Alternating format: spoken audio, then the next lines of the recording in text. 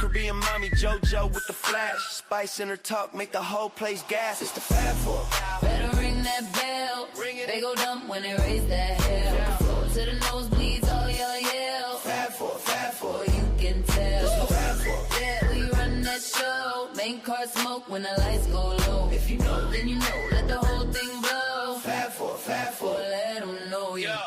Treader OTC, yeah, cut from a diff cloth. Talk slick, get flipped, get tossed in the standoff.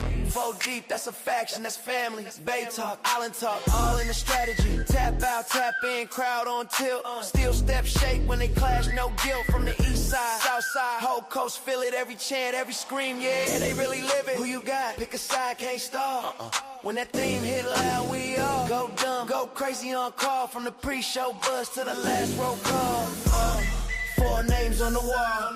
Yeah, we stand that tall. It's the Fab4. It's the Fab4. Better ring that bell. Ring it. They go dumb when they raise that hell. From the floor to the nosebleeds, all y'all yell. Fab4. You can tell. It's the Fab4. We run that show. Main car smoke when the lights go low. If you know, then you know. Let the whole thing blow. Fab4. Let them know.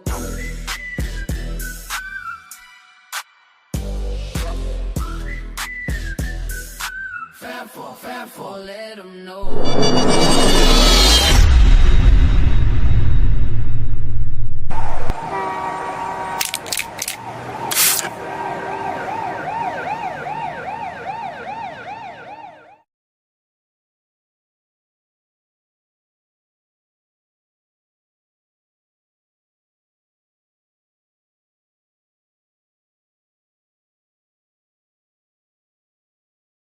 Welcome to Sports4UWrestling. It's our ring, our section. From the bay, we flexing. Fab4, keep the crowd out, all guessing. Welcome to Sports4U. So, this is what we starting with? This is what we starting off with, because who would have thought that one little itty bitty segment would launch a whole anarchy and have a whole bunch of people die due to seeing their feelings again. But I think a whole lot of people is missing the plot to this whole Pat McAfee situation, and we're gonna get into it. But first, listen, hey, we're here, and we got it right. You know, Mike's working, everything's working. I mean, you almost got it right because JoJo's not here, but hey, we all gonna get it right one day. But welcome to the Sports4UWrestling Pod. That is the West Coast Demon. Got the whole section to herself. It's Nessa. That is John, the Eastside Eater, and I'm trying to listen, guys. First of all, welcome to the Sin City finale. The Wrestlemania build-up has been a good one in my opinion, but now the build-up for us is over because next week there is going to be no episode. Why isn't there going to be an episode, you ask? Well, because we're taking our talents to Sin City. And we're going to be live in Las Vegas, Nevada for Wrestlemania week and weekend. So I'm actually excited. How excited are you to be back in Vegas, but this time something this major? You're the one back in Vegas. Oh man, I can't wait. Last year we experienced a lot from Wrestlemania, WWE World, obviously meetups, pop-ups, meet and greets, watch parties, stand and deliver. Now we're gonna take it up another notch, and I can't wait. I'm just by this time next Wednesday I'll already be at LAX. I mean, that's the same question applies to you. You're not going to get away from answering this. I mean, we've all been to Vegas many a time, but you're going to Vegas for WrestleMania. The last time I was in Vegas was 2019, so right before the pandemic. So being in Vegas for WrestleMania, never been to WrestleMania, never done anything for WrestleMania besides whatever we do here, Barboza style at home. So I'm super excited. And actually, as of next week, I would already be in Vegas as of Tuesday. I'm starting early. You starting a whole full 24 hours early. Mm-hmm. I mean, this is big because, like John said, we this is gonna be in its totality. This is gonna be our third WrestleMania week. Mm-hmm.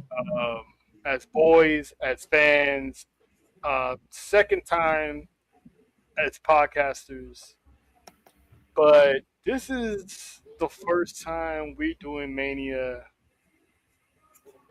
as a full team. Mm-hmm. That's And it'll be right. mine and JoJo's first time. So So, and this is going to be literally all of our first times going inside Allegiant Stadium for night one. So, I mean, and we all going to get what we want on night one. I mean, JoJo got the Usos, me and John got Steph, See, and then, of course, Nessa has Olivia by way of Dominic Mysterio. please be there. And I get Randy. And you get Daddy, Randy. I get Daddy Orton. So it's like we all, this is what we hope for, that we at least all get something. And we're going to get something. And on top of that, we're getting Brock and Oak. mm-hmm. No, wait. That's night 2, isn't it? That's That's on night 2. Sunday. but That's we Sunday. That's Sunday. We're still getting it. We're So, still getting it. so I can't wait for this. So We before we get get, to yeet. How about that? We get to yeet all together. Again, hopefully, because now they've been coming through the stage lately. So hopefully for this specific time, they'll play the Jay Uso song, so we can all Right? Because WWE with this song is not hidden. no, It's not hidden. if y'all noticed, they got They rid of changed it. it. Yeah, I they know. got rid of it. So the big 3 yeet was something, but a Fab4 yeet is gonna be crazy. It's gonna be crazy. So before we get there, the reason why we're even talking about getting inside the building is because the ticket prices are dropping. Thank you, Jesus. So, and now there's also talks of the ticket prices going to be dropping through the summer as well, which means that, New Orleans, when they have their Money in the Bank, it's going to be affordable. SummerSlam is going to be affordable for the people in Minneapolis. So I'm digging this. John, how you digging that the ticket prices? Because I know Phil didn't do this just on a whim. I know they probably told him, listen, we're going to drop these prices, so go out there and, make it seem like you're calling us out. So how you feel about pretty much they listened to John and like, this ain't going to last long because, yeah. I told you they was outpricing themselves, even with the whole watch party blackout. That wasn't gonna last because you're telling people not to watch ESPN. What kind of stuff? Who does that? I mean, come on, you're actually going against yourself. So this is good. Let's try to see where this goes from here. It could be the start of something good. It could just be for a moment, but let's see where it goes. I guarantee you, they see lower prices. They're gonna see better attendance. Mm-hmm. That's how you feel about the prices. Because if I'm mistaken, pretty soon they should be coming to Texas again, and now the whole family can go with no problems. Look, let me tell you something. Not all your fans make money like how y'all think we make money, okay? And not all of us are trying to put ourselves in debt to watch you guys wrestle. I could just stay home and do that. But it's the experience that we're paying for, which is why people sometimes do that. So you helping us out a little bit, We appreciate you.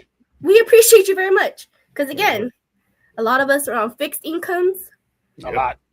Like, paycheck by paycheck, Some of us pinching got kids. pennies, doing extra job, working extra jobs and shit, trying to borrow money. You know what I mean? Like it's a struggle. It's a hassle. It's hard out here for a pimp. Come on now. Yes, she would know. But I'm glad that they need to again be realistic about it. Yeah. And this is I think I'm glad that TKO is finally was like, you know what, fine, all right, we'll lower it, because it's like, come on, dude, you're forcing people's hands here, because not only you had the tickets jacked up to the moon, you was also blocking out, ESPN viewings at, these bars, and as a thank you for that, they got for 2 nights they got WrestleMania starting early on ESPN. So it's like, if you went ahead and did that, can you imagine how many people would have missed out watching it for that first hour for free? Because now you doing better marketing, because by putting it on ESPN for free, there's going to be people out there who haven't subscribed to ESPN Plus and they, damn, there's going to be a dope ass card. Let me sign up for ESPN Plus real quick. Mm-hmm. I'm not gonna lie, you guys. I do the bundle on Hulu. I have ESPN, Disney Plus, and Hulu. I pay $40 a month for that bitch. It's actually worth it. It really is. Especially if you got kids and you want to watch, you don't want to go to separate, apps. You want to just stay on that Disney Plus app. Trust me. As soon as they fall asleep, click to the next thing. I mean, and plus, if you're bored, you ain't got shit to do on the weekend. There you go. You got so many shows. All in one app. Yeah, and catch up on your wrestling shows too if you got the VPN. Shout out to the VPN. That's your next project. You got to get a VPN. We're working on it, okay? I know, baby steps. I mean, we one problem at a time. But shout out to growth. You fixing one problem at a time. So do what you gotta do. That's grown woman shit. If it's not one thing, it's another thing. But if anyone can handle it, it's the West Coast defense. So, but me and John was talking about this Tuesday or Monday. All the matches that we pretty much predicted have been officially announced. Mm-hmm. Except for one, because night one has one more match than night two. And there's a reason for that. So Asuka called out Io on Monday night for a match. Io responded. Basically accepted her match, calling her out. But as of right now, no match has been announced. And me and John were talking about this, and they just wait until the last minute. No, there's a reason why this match has not been announced. Because if you guys remember, there is a fatal 4-way for the women's tag team championships at WrestleMania. You got Lyra and Bayley, you got the Bougie Badasses, you got Charlexa, and of course, you got the Bella Twins.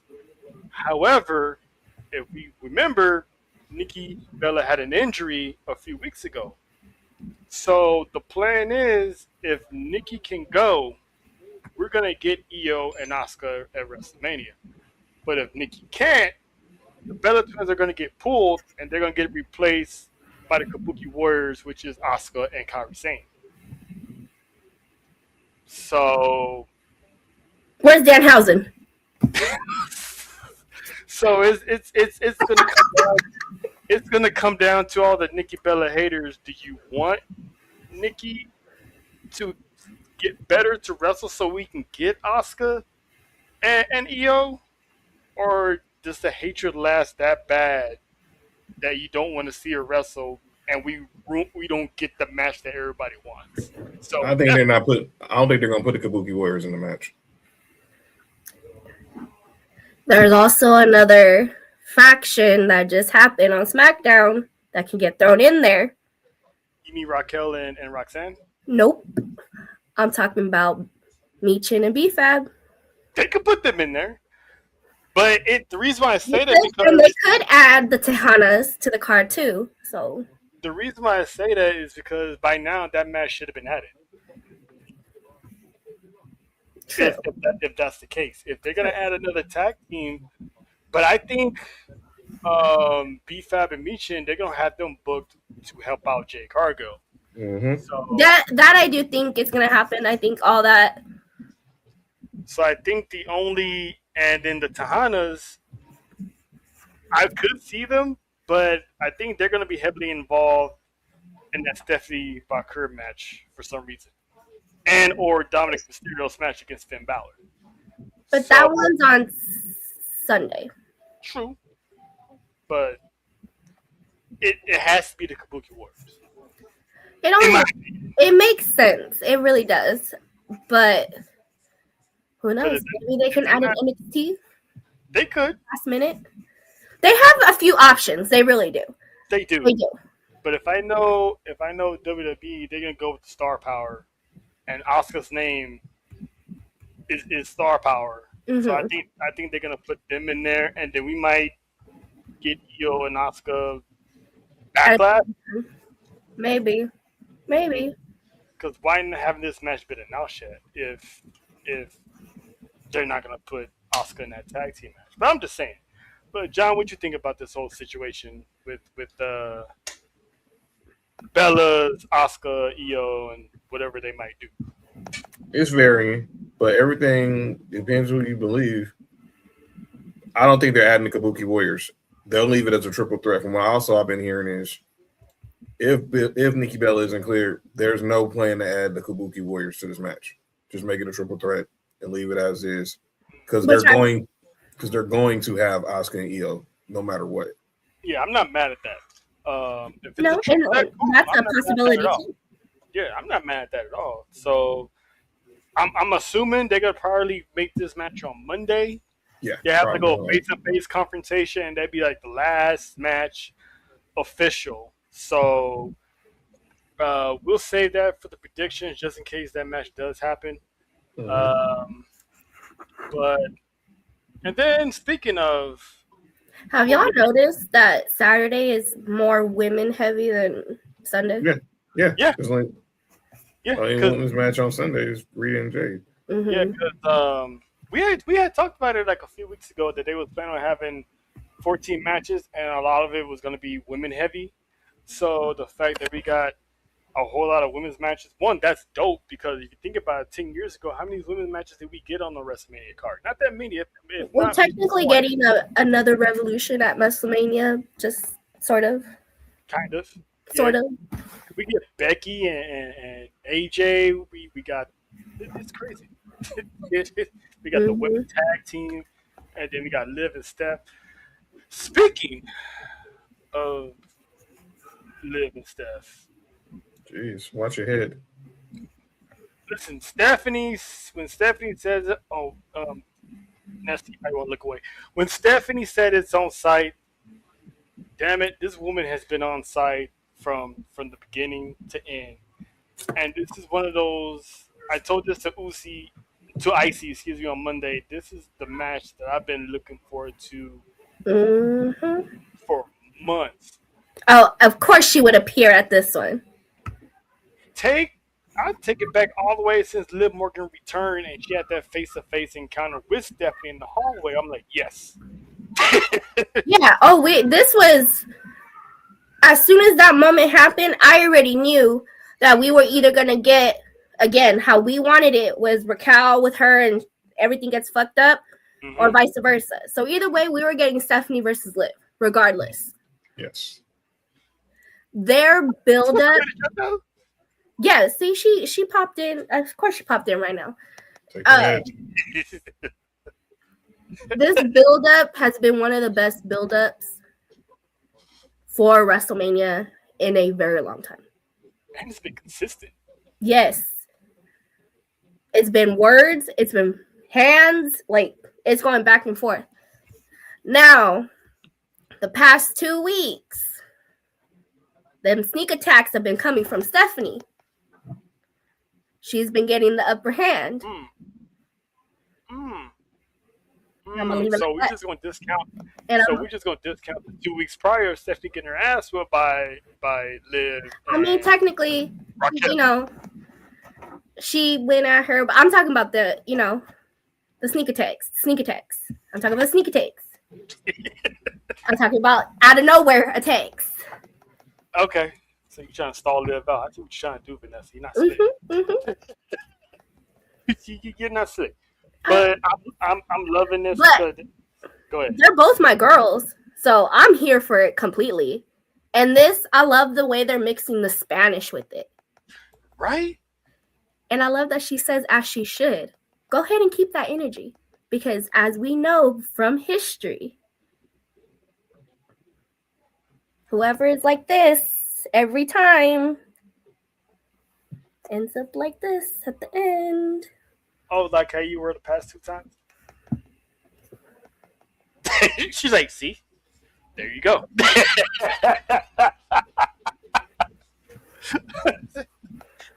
Listen, if y'all didn't witness it the first time, listen. Y'all about to see that shit live. Me and John gonna have that shit recorded. We gonna have that shit recorded. John has already been telling us, though, to make sure that we just don't get put in jail. He gonna leave. He's already explained to us that we getting left. Yeah. Which we are gonna have a talk. Yeah. Okay. I can say I can say. Am I the only one that won't need a chaperone? No, I ain't gonna need a chaperone. I'm good. I got a kid to come back home to, so I can't be on my best behavior. Got a point there. Until you get an unexpected Toxica walk around, we gonna find out. We're gonna find out how much John is gonna be on the best behavior. Just hope that the park is there. That way, I don't act like I don't embarrass myself. You see that word? Actually, he is going to be there. So shout out to him. He is going to be there. So good. I won't embarrass myself. We are a we. This is an us. Okay. All right. Be on your best behavior. I'm always on my best behavior. She's capping already. Her birthday already passed. But listen, I said this on Tuesday. How can you not love Raquel? I mean, I've never seen this woman smile so bright. The pinche chapote on her head. God damn. She got a doorknob on her forehead. That is insane. And Roxanne's wasn't any better. It was literally just as big. So whose head game was stronger, hers or Raquel? Hey, yo. I mean, technically, Liv hit Roxanne. So Liv's the one with the hard head. I say the white girl's got head is strong. I mean, the head's strong. Yeah. That's what they say. That's what I said. I wouldn't know. John, I'm gonna start y'all. I can concur. That is the truth. That's what they say. I wouldn't know. It really is. And for those of you are asking how it ends up, just a bruise the next day, ice. You put ice on that bitch for a very long time. Hey, Faith, check your IG, by the way, if you haven't. Exactly. A whole novela. It is. And I love, again, that's what I was trying to get at.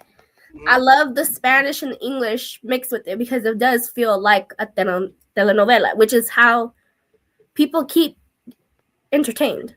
And I'm loving the fact that Liv was taking part in these Spanish war of words. It wasn't one-sided. You know what I'm saying? So it was fun having her there, having Dominic there as well. Toxic Dom, because that man does love getting slapped around a lot. So this match is gonna be insane. Does Raquel fuck this up? Probably. It's a 50-50 chance.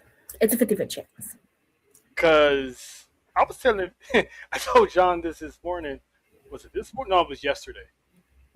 When because on Monday he said, "Don't the Judgment Day don't they lock their doors to the quote unquote clubhouse?" And I'm like, who left the clubhouse?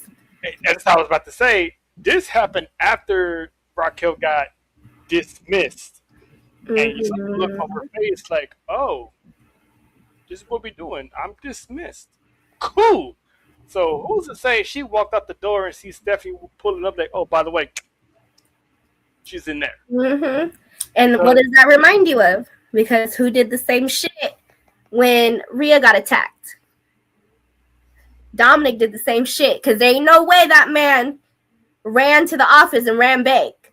That man was not that far away until she got attacked. So, Like, hey, I'm not. I don't love him no more. So, hey, because listen, do what women, you gotta do. women gonna stick together, but Latinas, if they have a mutual understanding, hey, that pendeja's in the locker room. That's I didn't pretty much I didn't see my enemy. What is it? The friend of my enemy is my friend. Yeah, like I didn't see nothing. But speaking of enemies, we got one of Cody Rhodes' biggest enemies. Pulling up to the building, fresh off the island. She's currently on tour as we speak, counting down the days to the final acknowledgement. We have one wrestle. What's up, Faith? Hey, boo. Cody Rhodes is a hoe. I'm good, y'all. I'm a little under the weather, but I'm all right. That's an entrance. That's how you come down the show. And I clipped that. Clip that. Yes, John, that's how I come. I get up in the morning. I praise the Lord and I go, he's still a hoe. Like, that's what I do. You know what? I believe it. I believe it all the way. Help this child, please, in the name of Jesus. Hey, Faith, before we move on real quick, let me get your opinion on the battle of the head game. Hey, yo. First off, that's a whole titty right there. I know, right? Because if you notice in the middle, it does look like a nipple. And a little bitty areola, little nipple. I'm just gonna say this: if Stephanie's hand can do that with that much force, I feel bad for Miles Moore. Ooh! Jesus Christ. Whew. Well, he probably got born again. He probably did. I know he went to heaven and came right back when it was done. This is funny, right? I mean, her 5 head is so big. Her password said to be continued. She been holding on to that one. Wow, JoJo, that's what you're doing. That's what you on right now, JoJo. JoJo ain't right. She was holding on to that one. She was holding on. Listen, I can't wait to see another Tejana Bowl this next weekend because we had the football and then we had, I forgot, there was another one, something that happened too that they was on each opposite sides too. I forgot what it was. Was there something else, or was it just No, it was just that, but we stay on opposite sides because of Rhea. Oh, yeah, that's it. No, but I think Raquel, it's a 50-50 chance with Raquel because she could either cost her at Mania or Liv wins it, and again, that's going to be Raquel's 13th reason. I think Raquel attacks Liv or comes out to say something to Liv the Monday after Raw. I mean, the Monday after Raw. Jesus, the Monday after Mania. I think that's I really do feel that it's going to be that's how the breakups, because we've already seen it, right? And now that Roxanne's back,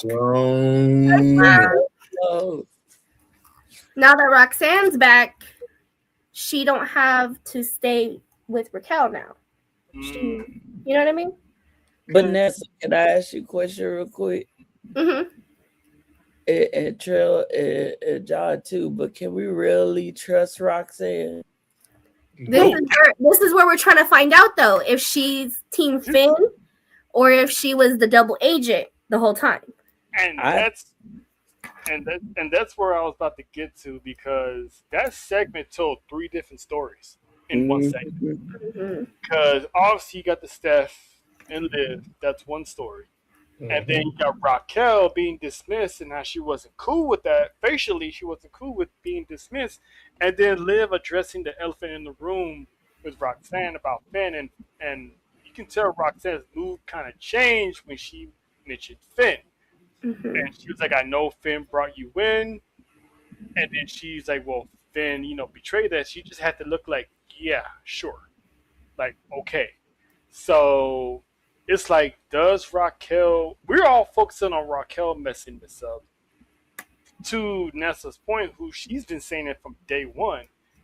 Does Roxanne fuck this up? It could go again. It's a 50-50. It could go either way because again, she's either Finn's agent or she's the double agent, and she was working with Liv and Dom the whole time. Mm-hmm. Or what if she works with Raquel and they both don't live? That's not out the realm of possibility. And I don't mind that, but I feel like it shouldn't go that way because we want Raquel by herself. Exactly. Agreed. So it might be Raquel's move first, and Roxanne just stays with Liv for now. Because if it's gonna go down the way me and you predicted, that means Liv has to lose on Saturday. If she wins, what would be Raquel's third? What would be Raquel's reason for turning on her? That would be Liv winning would be her 13th reason, because then she keeps dismissing her. Then she kind of she's already dismissing her. And since Roxanne got hurt, it kind of they stopped it a little bit because they made them look like they were getting close again. But now that Roxanne's back, you can see where Liv's attention is now again. So I feel like it could go either way. Either Raquel could come out at Mania and cost her, or Liv wins and Raquel secretly hoping that she don't win, and then she gets jealous, and then this is where the breakup happens. What if it's not Raquel that comes out at Mania and costs her? Who else? If it's not Raquel, if it's not Roxanne, who you got? Who you get, Faith? No, I'm thinking it is Roxanne, and I think that would be an opportune time to have Finn come stand next to Roxanne. And then that leads us to a backlash: Roxanne and Finn versus Liv and Dawn. Or what if Roxanne plays it cool, but helps Finn beats Dom the following night? I mean, I don't think that would happen because you put up the demon, then I'm expecting destruction. We plan on being in the building Saturday too, Sloan. Hey, Sloan, hit us up. He said he's going Sunday. He said he's gonna be there Sunday and Monday. Shout out to the Sucio boys. Yeah, man. Okay, let me pose this. Was that the demon that kind of popped up at the video? Because that seemed like something darker. Maybe it's a different demon, but I do believe it's a demon, but a new version of her. Yeah, and me and Faith had discussed this because we were like, is it really gonna be the demon that we know? Yeah. Because Finn Balor has evolved. And I feel like it's gonna be a new version of the demon, but it's still gonna be the demon. Sir, though, I need to see them thighs. Right. Bring out them thighs, okay? Hashtag man panties. I think Roman killed. Don't do that. I think Roman killed that demon. At Extreme Rules, and Edge just only reaped the benefits because he wanted to lose to the demon, but Vince said, "Nah, you're gonna win." So Roman killed it, and Vince just put the final burial on that demon character. So I do think we might get a whole different demon that's finally gonna get a win on the main roster. What if everyone as a demon? What if I like your idea, Trail, of Roxanne playing it cool? What if she is the catalyst for a turn? What if instead of Roxanne turning on Liv, she's the devil on Raquel's shoulder? You never know. It still falls into Nessa's plan of being the double agent. We just just don't know. She's somehow playing somebody or everybody. But either way, she's working for someone. Yeah, she is. Or maybe she's just out for herself. Because she is a prodigy and they're usually not. That's what she was in NXT. So And that, like JoJo was saying, they got so many ways of doing it. That's why I said from the beginning, the Judgment Day story now, I love it because there's so many ways they can split this group up. And we already getting phase 1, which is Dom and Finn. Which is what we've been asking for a year now. Shit. It has been a year, hasn't it? Yes. Damn, time flies. Shout out to Megan and Dora and Nessa for that wonderful episode. By the way, I'm a Latina now. I just need that to be known. So you're honorary at the. I already told you that. Yeah. I don't think the guys knew. She's an honorary mommy. That's crazy. What in the world? She said I'm an oos. So there we go. JoJo too. Shout out. Now the Chaos Collective got 3 mommies now. That's what's up. You know what I'm saying? That's what's up. I'm doing the hand gesture. I know you can't see me, but I'm doing it. Hey, don't set John off because he starts tripping. Hi, Jody. Hey, Jody. I just had to do that with y'all. That's not bad. We are 1 week away, so I'm excited. So now shout out to the dungeon. They got a little heat tonight. Shout out to the dungeon. Shout out to Natty. Can't wait to see you soon. Sunday. We gonna meet the head honcha of the dungeon. We got questions. Hopefully we can get one question off, at least one. So proud. That's crazy. Hey, Faith, we were talking about this earlier. What do you think of the whole Asuka Io situation? Do you think they're gonna add the Kabuki Warriors to the tag team match if the Bella Twins don't go, or should they just keep it as a triple threat? I think let's keep Asuka out of that tag team match. She got other business to handle. Besides coming out here looking like Batwoman and Joker had a baby. Asuka Housing got some work to do. Okay. I was just about to add. John, did you ever add that video that I sent you? No, huh? Which video? Of that segment. Of what? Of a certain vampiro. You could have told me that. I would have added it for you. Which one? He has so many. I only sent you one. It's okay. It's past already. We just need a certain vampiro to come in. And I'll be happy. But I think Io and Asuka, and this is kind of a little bit of gripe I got, but how could you leave Io and Asuka out of Mania? I don't think they are. They're not. You think they gonna add them? Yes, they're gonna add them one way, one shape or form.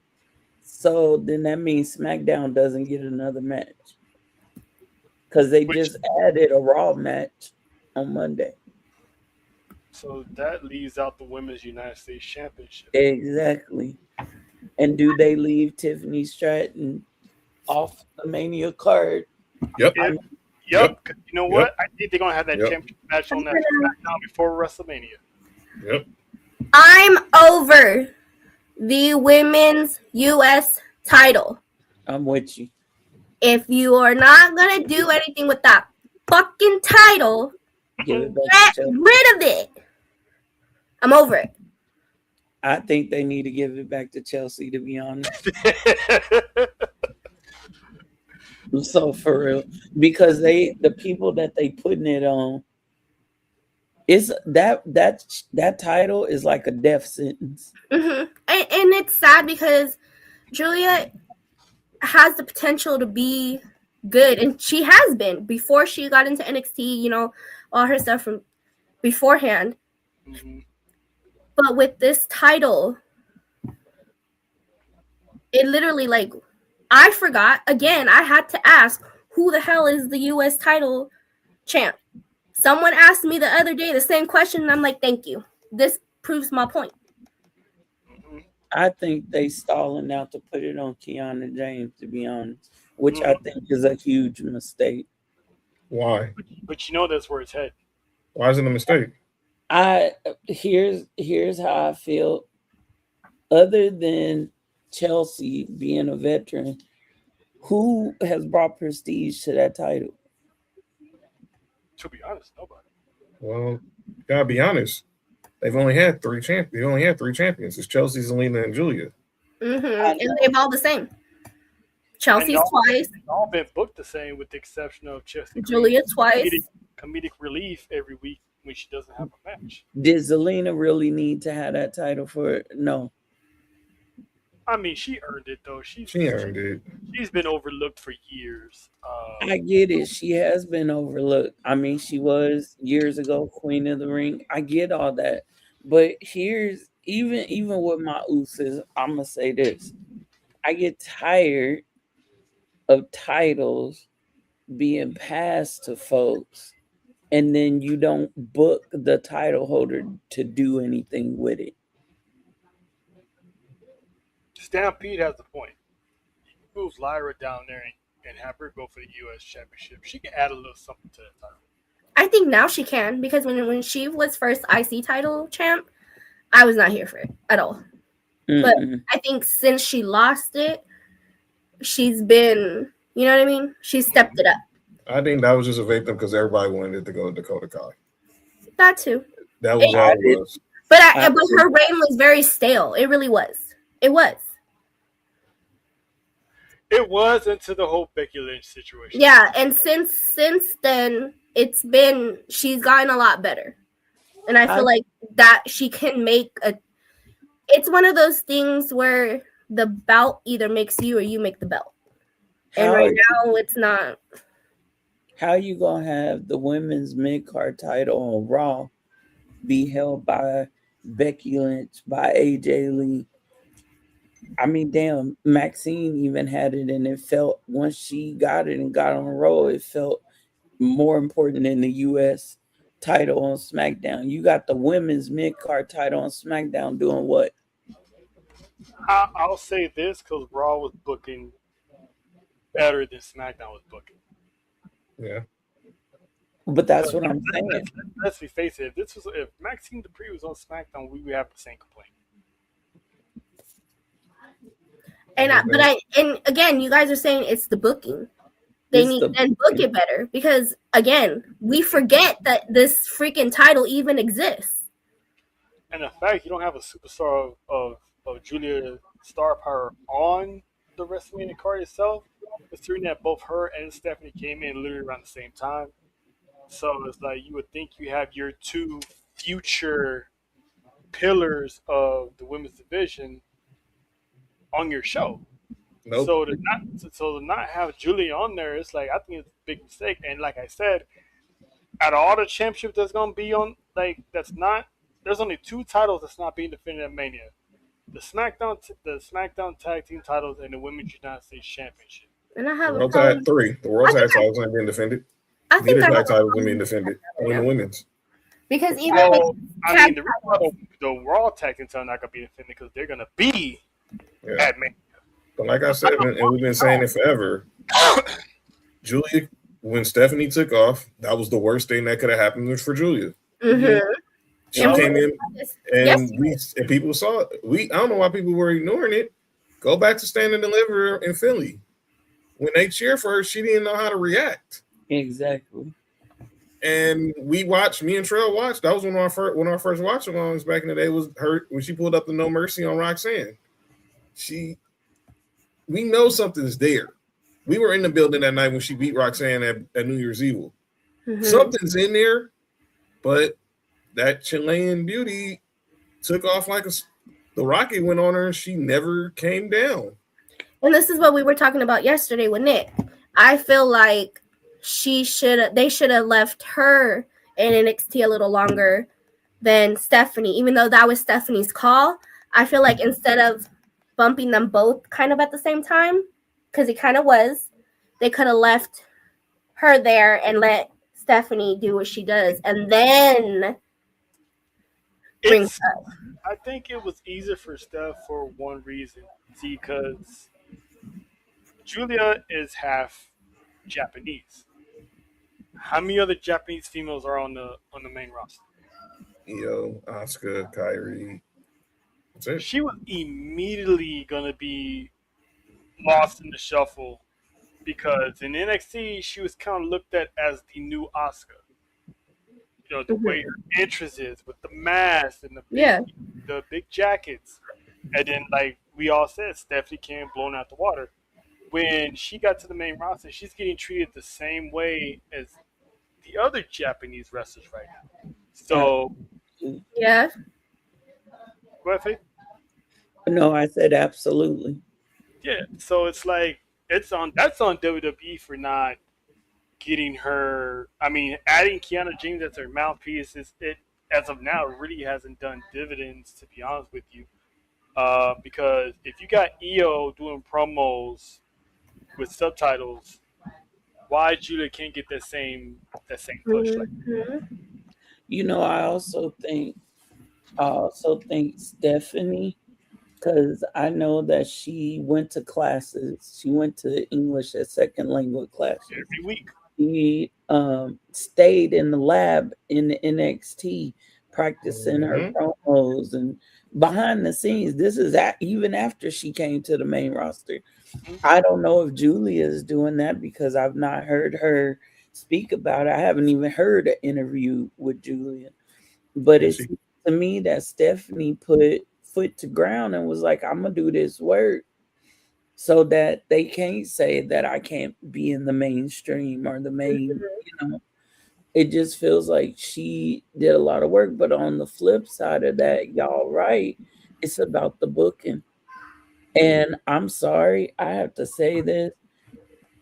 Over the years, the way that they have booked Asian descent wrestlers has not been look at Kai and Tai.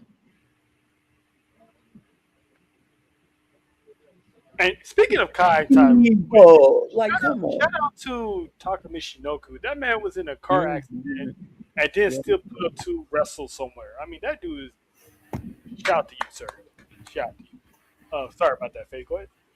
But no, I'm just saying, like, you got them coming out with the Japanese flags talking like they in a Japanese movie, and then Eve, like, come on.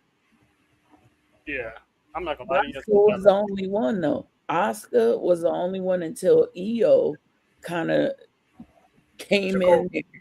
But let me ask this: would Julia been stronger by now if after NXT? Because I agree she could have stayed at NXT a little longer and worked on some things.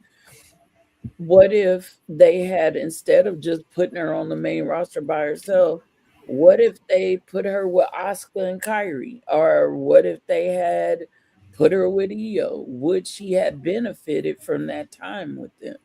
I don't know if she benefited because they probably. I'll let you go, but I'll say, but I don't think she benefited because the rocket ship was too high on Io at this time.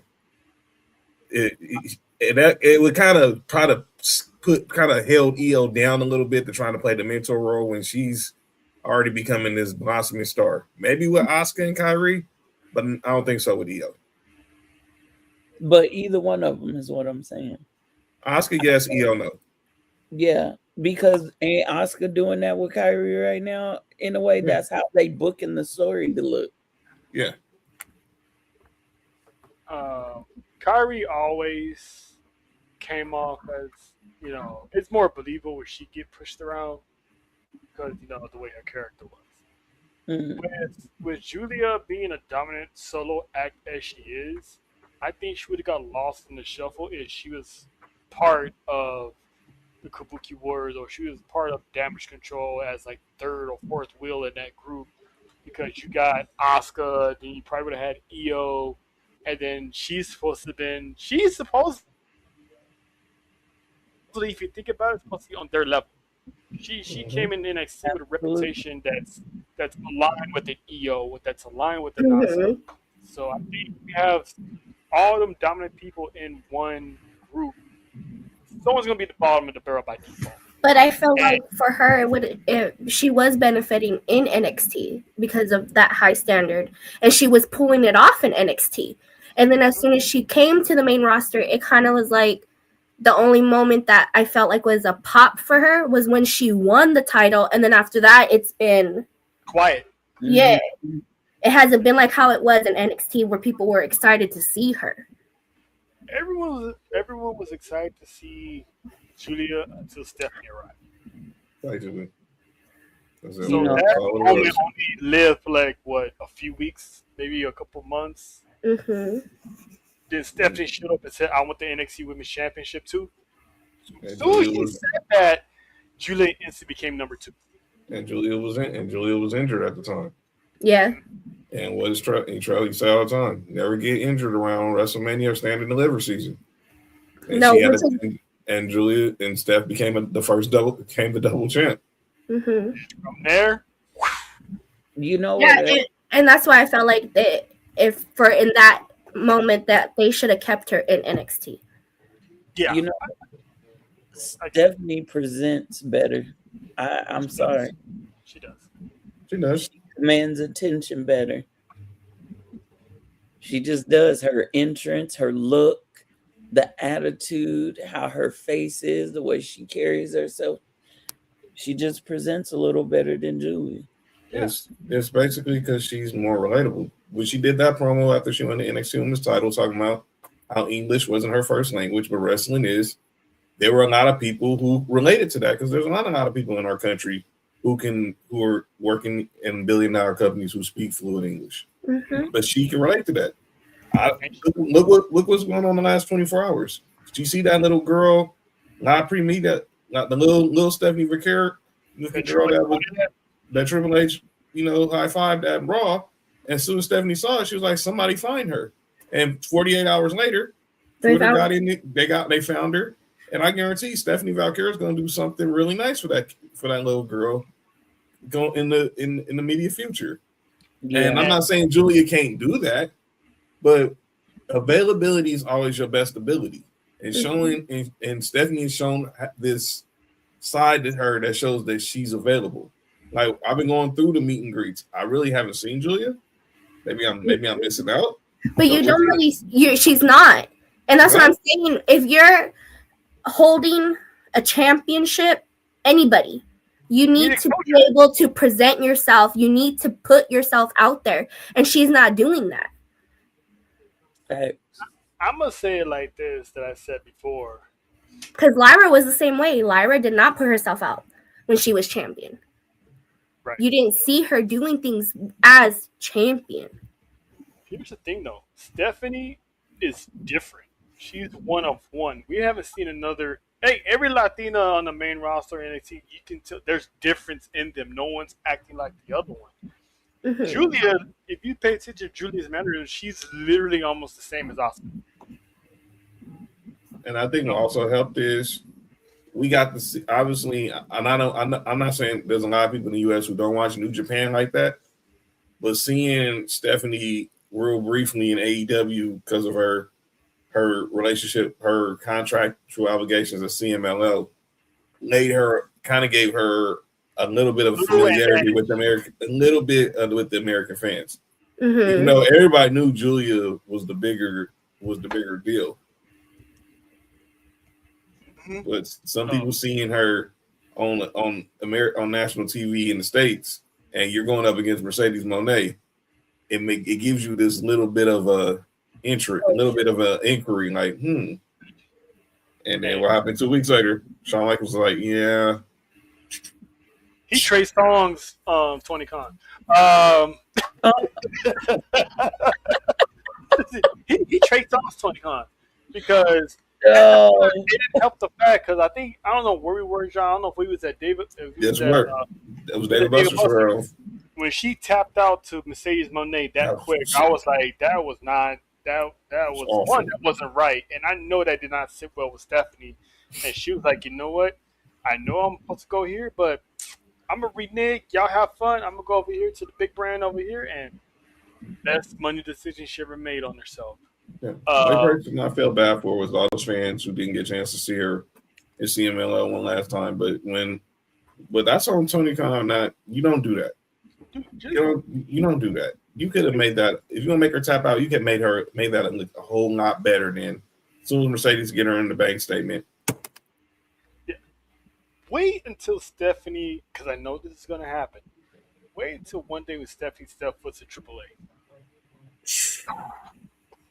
Listen, That have her roof. go one-on-one one of the Toxicas. Please. John's head's gonna explode. I just look. Yo. Both, both of them. Whoa. She said both of them. She said Vanessa. Bye, babe. Bye, babe. I want to holler right now. I want to holler.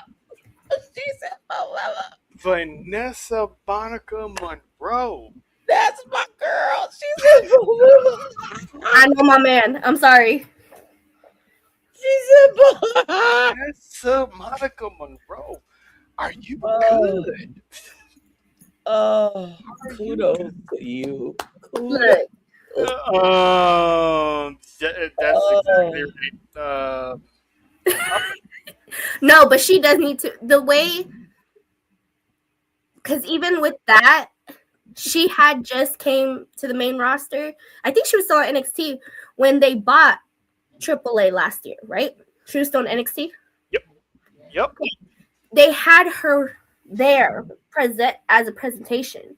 She hasn't been down there yet, but once it happens, everyone's gonna explode. Everybody.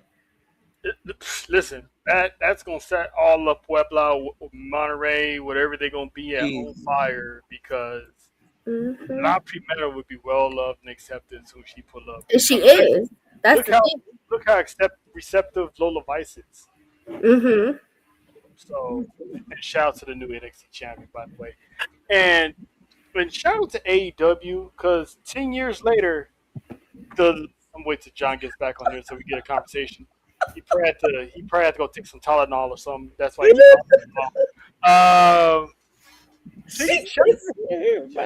shout out to AEW because 10 years later, the list of Jericho is back. And it feels weird seeing it on AEW, but it brought a smile to my face to see the list back. Congratulations, Ricochet. You just made the list. The first AEW superstar to make the list. On the list. Because he did the whole spiel. Like, you just made the list. I'm like, I mean, he did bring that up, so he probably was able to get that off. Yes, JoJo. Everybody exploding. Yep, including you. I've never loved you more than this. Can I ask y'all a question real quick since y'all talk about AEW real quick? Yeah. You know I keep my ear and both ears to the street, right? Mm-hmm. The streets is talking heavy right now about a certain someone from AEW headed back home. Okay, it's not Jericho, so who else could be? Oh! Are you talking about a certain Death Rider? No. Oh, not him. A rated R superstar. I'm talking about a female. A female. Hold up. Oh, money. Yep. I mean, never rule out a possibility because I think after she's all said and done, she's gonna retire in WWE. Mm-hmm. Streets are saying that's why she dropped them titles. So instead of getting an AEW title run, she's gonna go back to WWE. I'm just saying the streets are saying I'm gonna find out some more tomorrow. Listen, if we can get the 4 Horsewomen back in full strength, The way that pop. it's gonna be. All that, and you didn't get not one AEW. I mean, the TBS title's cool. You know what? At the same time, we complained about this, John. We did not want her to have all the titles, but I thought for sure the whole purpose of her dropping that was to set her up for that. Because I heard reports that she's due back at AEW. Yeah, Tony Storm's away right now, and they need it. And obviously, they need a big name to take on Tekla. I think what's gonna happen is I think she will get her hands on that title, but the moment she drops it, I think we see her Adios. shining her headlights back on.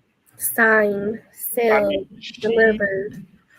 As much as me and John complained about her 13 whatever belt she had, she did all she can do in AEW.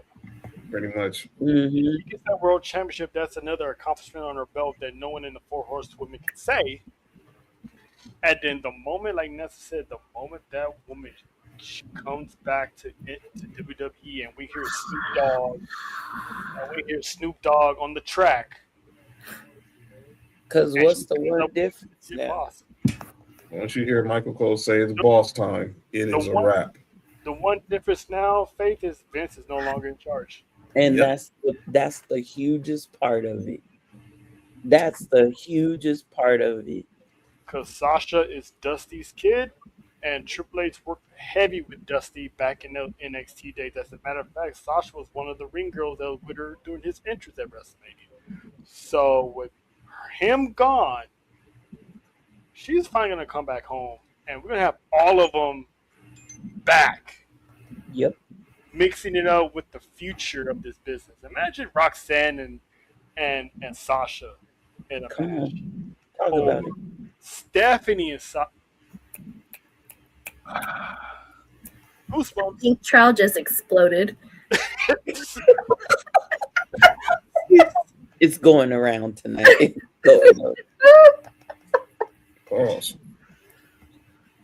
I mean, just imagine the matches. Just imagine the matches. Oh, and a jerk. Oh, he busted twice?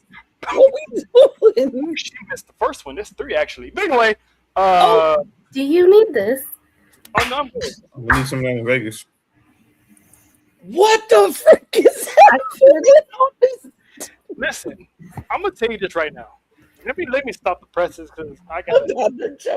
Hold on, I gotta address something here. Are you? Hold on, John. Say this as respectfully as possible.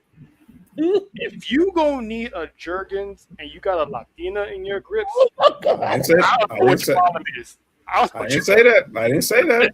I just said I need a lotion. I didn't say Jergens. I said I need a lotion. All right, let's move on. I said I needed the lotion. I'm not gonna be okay. No, we good, Cody. We don't need one here. No. Hey. If y'all have not watched that damn clip of Cody, y'all need to watch this damn clip of Cody. What clip of Cody? And his apology to the Michigan fans and Fat. So that shit was hilarious. If you go on the Sports4U YouTube channel, Instagram, or Twitter, last night Cody had a presidential address. Where he apologized to the Fat and all the Michigan fans for not saying Michigan was going to win the Natty. Wow. Sort of. And then he went full DX on the motherfuckers. I figured. Like, Hey, Cody, if you listening, slide me that clip, man, because I want to see that. It's on the Sports4U Instagram right now. Instagram, Twitter, it's all over the place. YouTube, it's everywhere. You cannot miss it. That's hilarious. That is the clip of Matter the of year. fact, how about I just send it to you, Tre? That is the clip of the year. Good looking now. Because he did give a preview. He was like, I'm going to have to apologize. He was like, no. Okay. So you know how he was for Dominic's trial last year? Yep. Okay, imagine that, but 10 times even better. Oh, damn, that was actually funny too. Shout out to that episode. Shout out to Angel. We did our best on that episode. We tried to. A whole year later. Crazy. We had a lot of good 1 years. Yep. Yeah, but don't worry, babe. I got you. That was funny. But yeah. Wait, what are you talking about? Oh, you're talking about Dominic. Oh yeah. No, not him. But anyway, I get confused. Damn.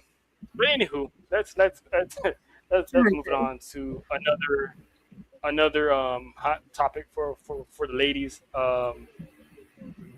This Raw for All here. Who? Did you just? Hey, did you eat good?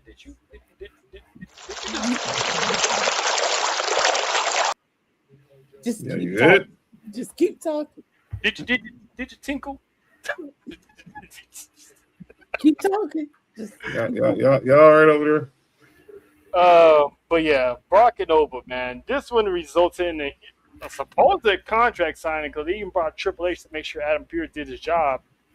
And Adam Pearce didn't do his job. So before Oba can even get into the ring, Brock Lesnar pretty much jumped them. They had this whole brawl, and there was chairs being thrown at each other. I think once Kindergarten got hit with something that Brock threw, because Brock never knows his own strength, and somebody always gets hurt. If you go back after Triple H throws the chair out, Brock grabs something, slings it in the ring, and I think it caught one of the security guards in the face. it did. I was like, Again, I don't need to know how much money they get paid because ain't no way they getting a regular hourly wage and not no hazard pay. Like, hell no. JoJo, stop that. JoJo, stop What'd that. you say? I just got two things to say. Oh, why'd yeah. Nessa, I'm so through with you. That was not one of my two things, but I love her. No, Faith, this is how Faith is reacting right now because I don't even need to see her face to know this is what she was saying. Always been known to be quite the screamer. That's how I know she my girl. She do. But here's what I got to say. Number one, that segment went wrong somewhere. Also, and I'm not talking about the plan pull apart. Like, they don't need to build this matchup no more. Everybody and their baby daddy is ready for this match, right? Yeah. Here's where, if you go, there's a video circulating of what happened after the cameras went off. I saw it. Brock was genuinely, it very much seemed like Brock was genuinely pissed at one point. Like something went wrong. And I got punched for real. I think that's what happened because after that table fall through, he got serious. Brock got serious. Number one. Number two. Maybe Brock was supposed to suplex Oba into the table and Oba just fell on top of him. They both went to the table. Well, every time they have an interaction, Brock has to tell him something to do, if you've noticed. Mm-hmm. And I think Brock maybe he's getting irritated. I don't know. So that's the one thing I want to point out. The thing, Trail, you just hit the nail with the hammer, so to speak. You said Triple H had to come out to make sure Adam Pearce did his job. How come we only seeing Triple H on Raw, not on SmackDown with Nick Aldis? Now, to answer that question, I love when Faith has these awesome segues. Because to answer that question, we're going to go to the next topic. And this is something I've been saying for weeks, but I don't think people are listening. Listen.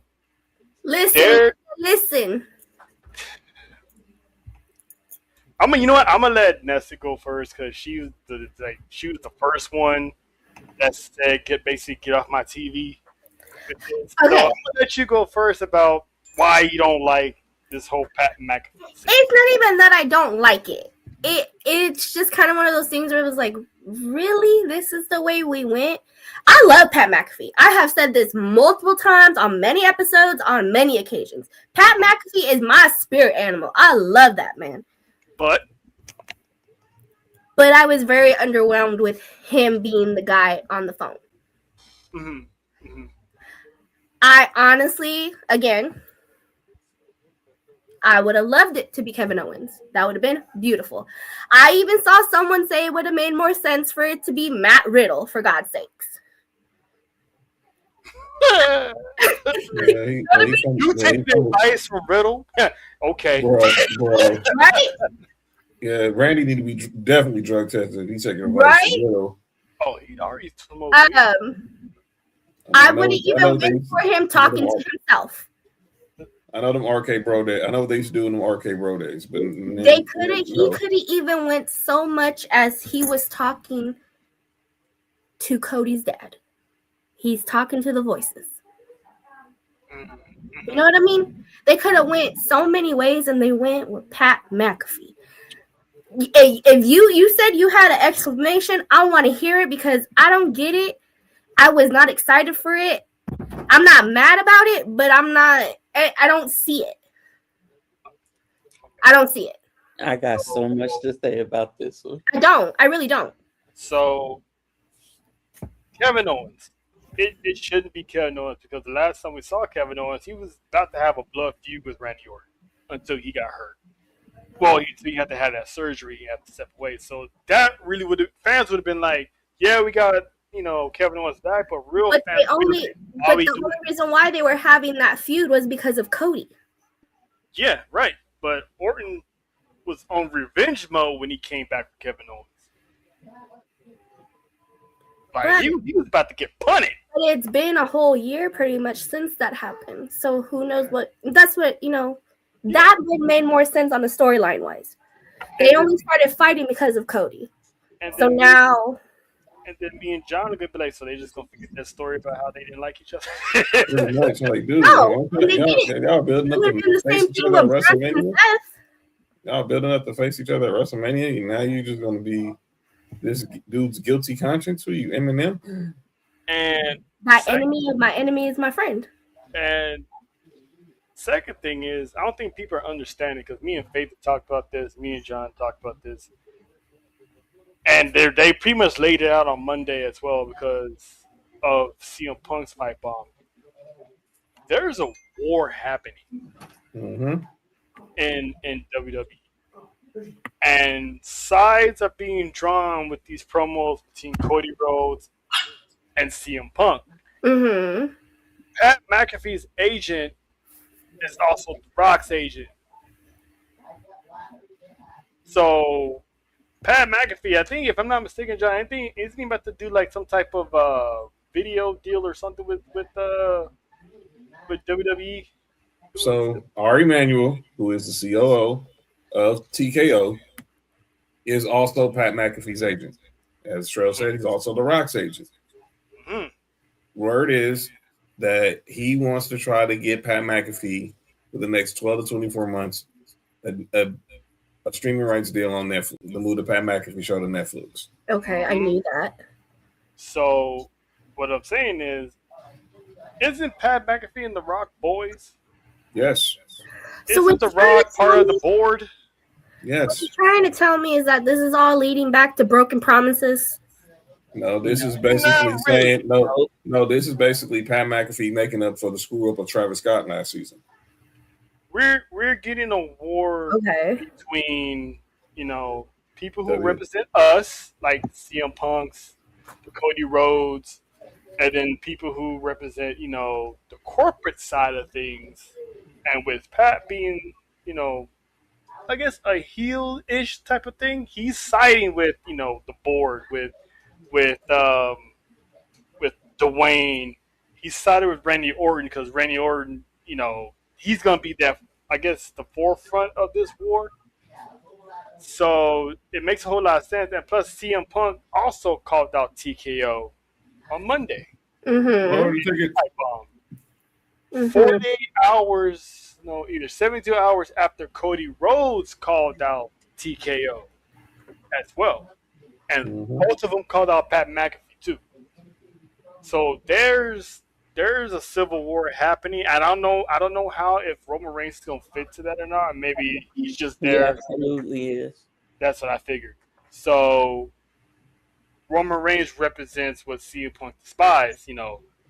A part-timer getting all these perks, not showing up, not working these shows, where you got the hard-working people like myself, CM Punk, who does dates after dates after dates after dates. He's representing us. So there's a battle line being drawn, and people are not really seeing it. They just see, oh, why is Pat McAfee? I don't want Pat McAfee. Give me this person. Give me that person. And it's like, me and Faith are saying, if you actually pay attention to the breadcrumbs and the seeds that they're planting, you can see 2026 is about to be a big ass year. Okay, my question is, before it was announced, did you picture Pat McAfee? No, Yep. and that was a TKO move. TKO wanted Yes. Pat McAfee in the storyline, Mm-hmm. So which is this why whole there's reports of Cody and a few people in the back who are not liking TKO meddling in the business. Mm-hmm. War. Go ahead, Faith. so Pat McAfee, no, nobody pictured him. And what I'm gonna go back to what Roman said on the Wrestlemania documentary. He said if we could continuously swerve, then we're doing our job. We all thought, oh, it's his dad because he said there's more than one royal family in wrestling. Mm-hmm. Well, his dad, his Granddad. granddad, even his uncle, they all are known as the Orton Wrestling Dynasty. Okay, so that makes sense. Well, then it made sense for him to be talking to either Ric Flair or Batista because Evolution was kind of royalty, right? Mm-hmm. Then it made sense for him to be talking to himself because we know he listens to the voices in his head. All these people made perfect sense without having to think hard about it. Mm-hmm. Even Kevin Owens makes sense in some way because you could spin it to say that him and Kevin been talking this whole time behind the scenes, and that Kevin told him, "I told you so," Mm-hmm.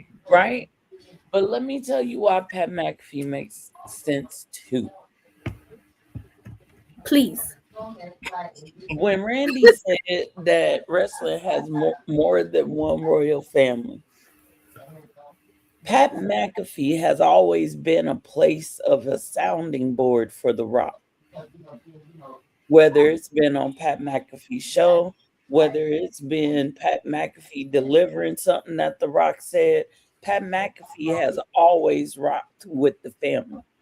Nobody said that Pat McAfee was the only one on that phone call. And Pat didn't call him. It was told that Randy called Pat. It's a three-way phone call. Maybe. And I watched Pat McAfee's show after his day or after his comeback because I knew he was going to talk about it. He had Shaq on the show that day. Mhm. And I knew he was going to talk about it. And Pat said, Randy called me and told me that wrestling hadn't passed me by. He said, and then we got on a phone call. He didn't say with who. And then he said him and Randy and they were all talking on the phone call. And they start talking about his daughter and all this other bullshit. So Pat is letting little seeds out. So it makes sense. Pat is very much connected to a wrestling dynasty through The Rock, through Ari Emanuel.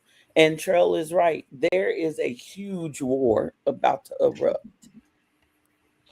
And And people what Pat said, there was no lies to what he said. Mm-hmm. We all have been feeling some of what Punk said and some of what Pat said. We all been feeling it. A lot of people are fed up with these champions that ain't doing nothing. Whether they're being booked that way or whether they're backstage politicking for themselves to stay in a gimmick that is dry as shit. That's a Cody shot. It is a shot at Cody, but it's also very much a shot at any champion that's dry right now, including one ginger-haired champion. Damn. Oh, you mean swap meet Sammy? Swami, Sammy. People are going to have to choose a side really quick, really soon. That's why I pointed out Triple H being with Adam Pearce and not on SmackDown with Nicholas Aldis. Go back some time ago after that whole I Want Your Soul thing.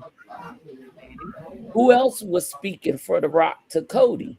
Nick Aldis. And when Cody said, "Who told you to do this?" or "Who told you to say this to me?" what did he say? The final boss. He didn't say Dwayne Johnson. He didn't say The Rock. He said the final boss. I got a feeling all this is going to be rocking with the TKO side. I mean, it's obvious. So you got to have representatives that hold great power and great weight to represent the people or the WWE side of things and the TKO side of things.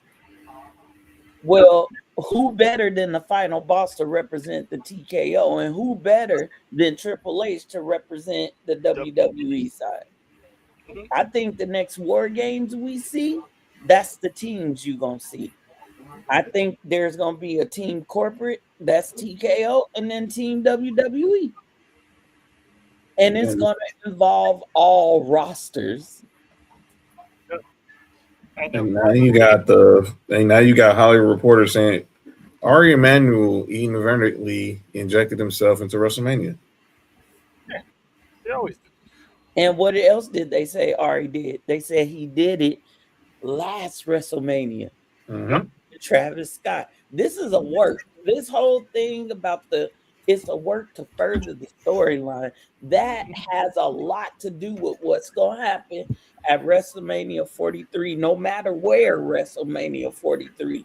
The next two Manias after this are all going to be linked to what's happening now. And it's going to somehow, some way, it's going to lead to Rock and Roll. And you want to know why they trying to get Pat's show on Netflix? That's part of the storyline too. I mean, Pat wants the money, but that also plays into the storyline because you got superstars on Netflix. How easy is it to have them just appear on Pat's show on Netflix? Mm-hmm. And anything can happen on this show. And anything can happen because he's not held to the constraints that he is right now on YouTube and whatever other platform. Pat is the tiniest part of this. He's pawn to a bigger arsenal. And that's why I call him the White Rock, because he's literally, if there's someone to represent Dwayne, it'll be Pat McAfee. And he can do a better job than Travis Scott because Pat McAfee has previous ring experience. And he makes more sense because he's been with the company for so long. And that's the part I didn't understand. I know we're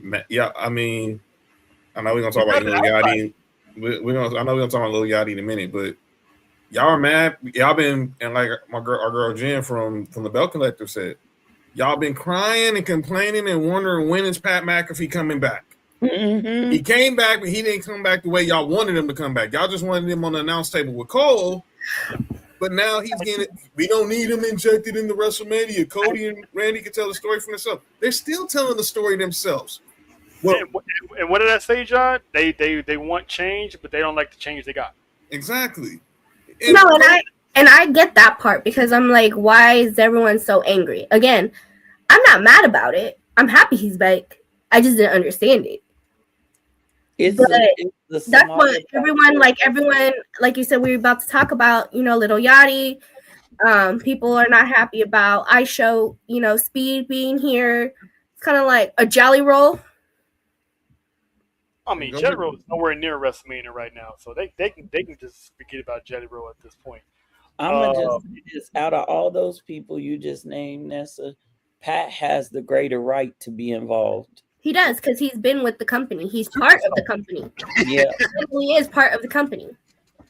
That's what I don't understand. Let's talk about Jodeci real quick. Did you say Jodeci? Listen, I said it on Friday. They was standing there in the corner wearing them white outfits like they was Casey and JoJo. Well, all right, don't do Jodeci like that. Talk to me.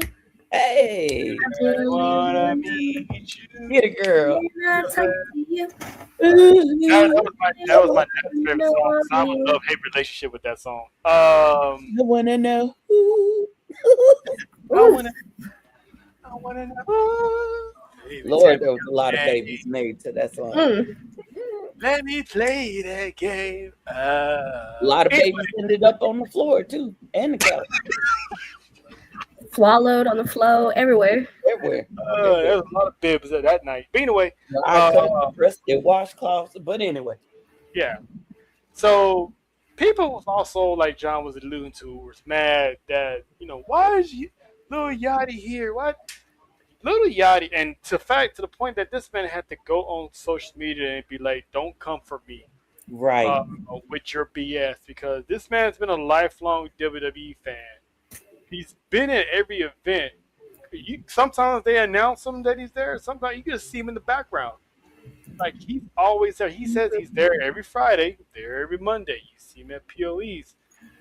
This man said that he knows more wrestling knowledge than some casual fan might have. And I believe him. If you're a lifelong fan, you're a lifelong fan. No one had a problem with Bad Bunny being there. Exactly. Y'all are just picking and choosing who the hell y'all want to be mad at for the week.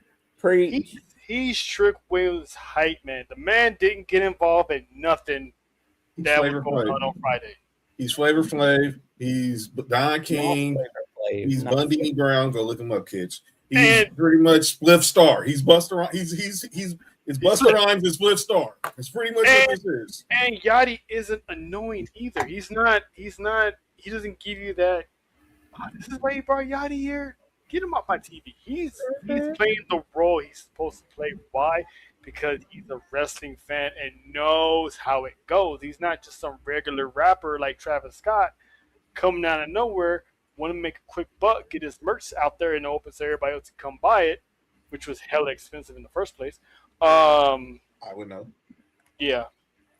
So he's here as a fan, just like General was here as a fan, but they all got the wrestling knowledge. So it's like, let stuff play out.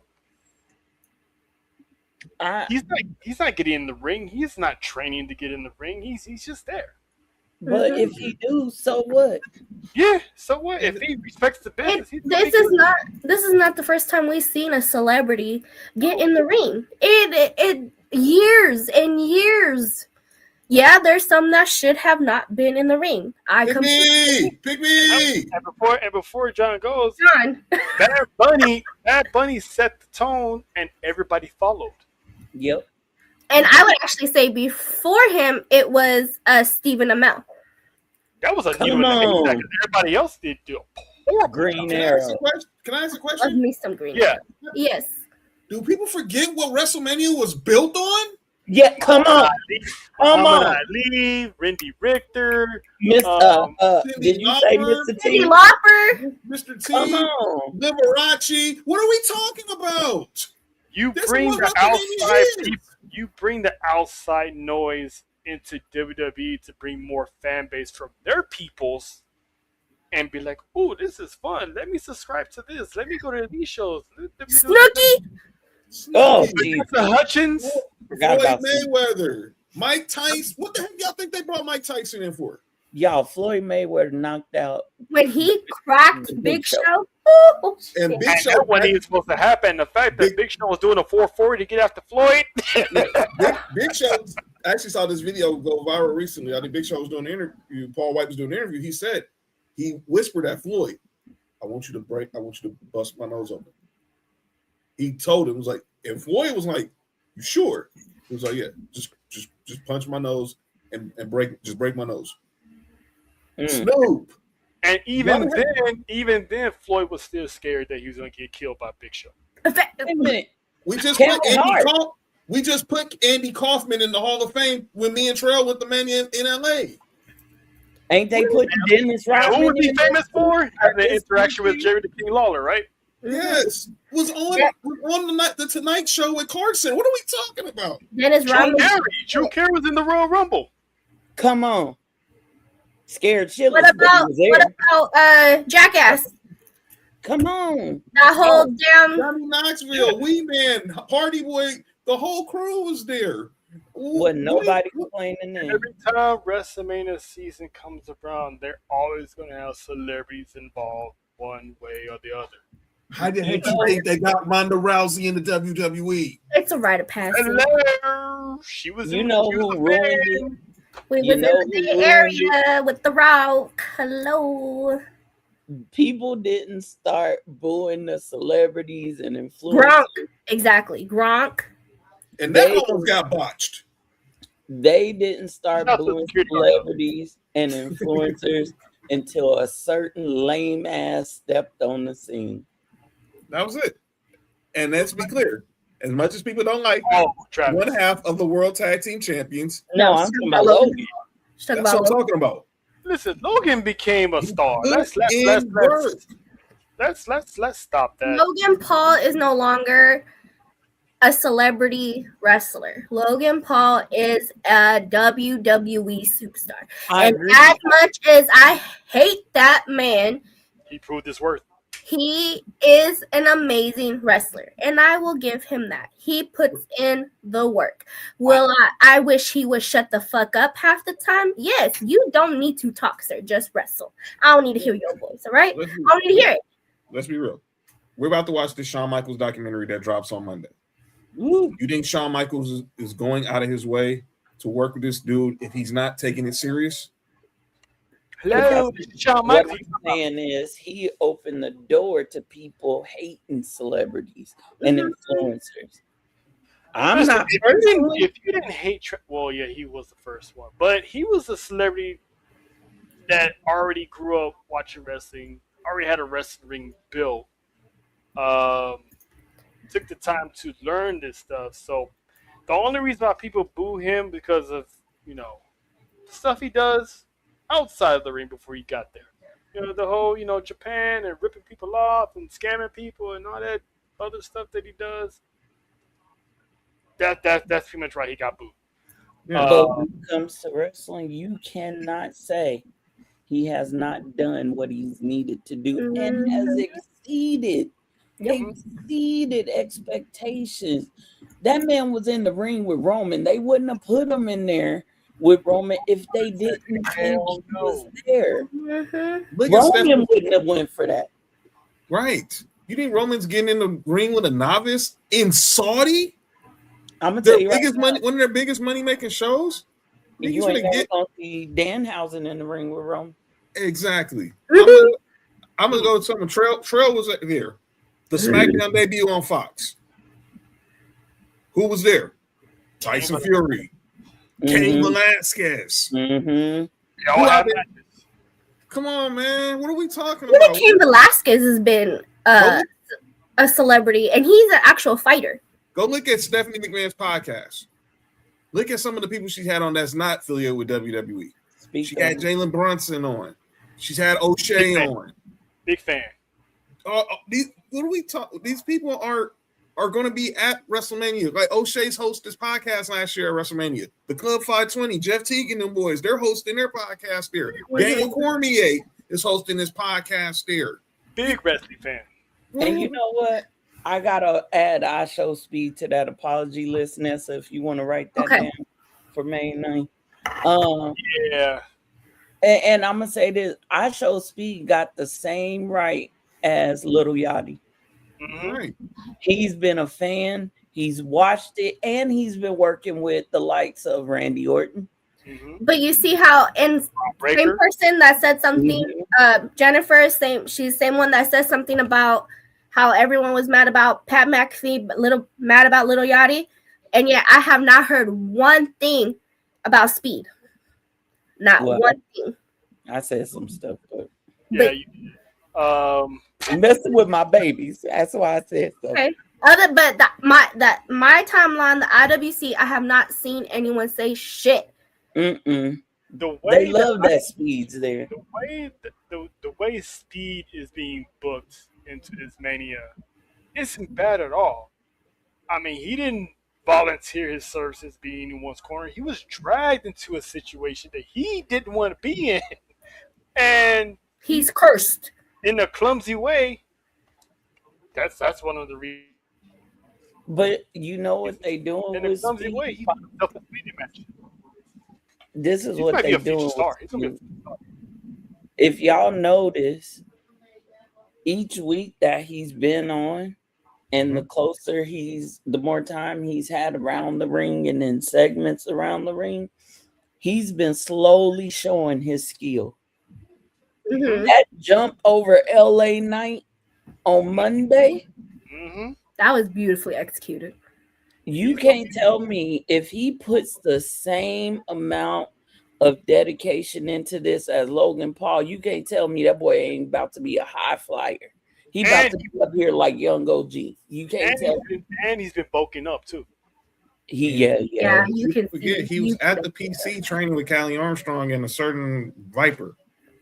I got a question, and this is not for y'all. You guys can answer. It's more for the IWC. Y'all are so mad about Little Yachty coming out. Will you guys be mad if Vanessa Hudgens decided that she wanted to get into the ring or into a segment? Maria Menounos. Were you guys mad about that? She did that for months, and she did it for like 2 WrestleManias. But again, I asked for now, would you guys be mad if Vanessa Hudgens wanted to be part of a segment or be part of WrestleMania or any kind of match? Like how you guys are mad at Little Yachty. You better tell them.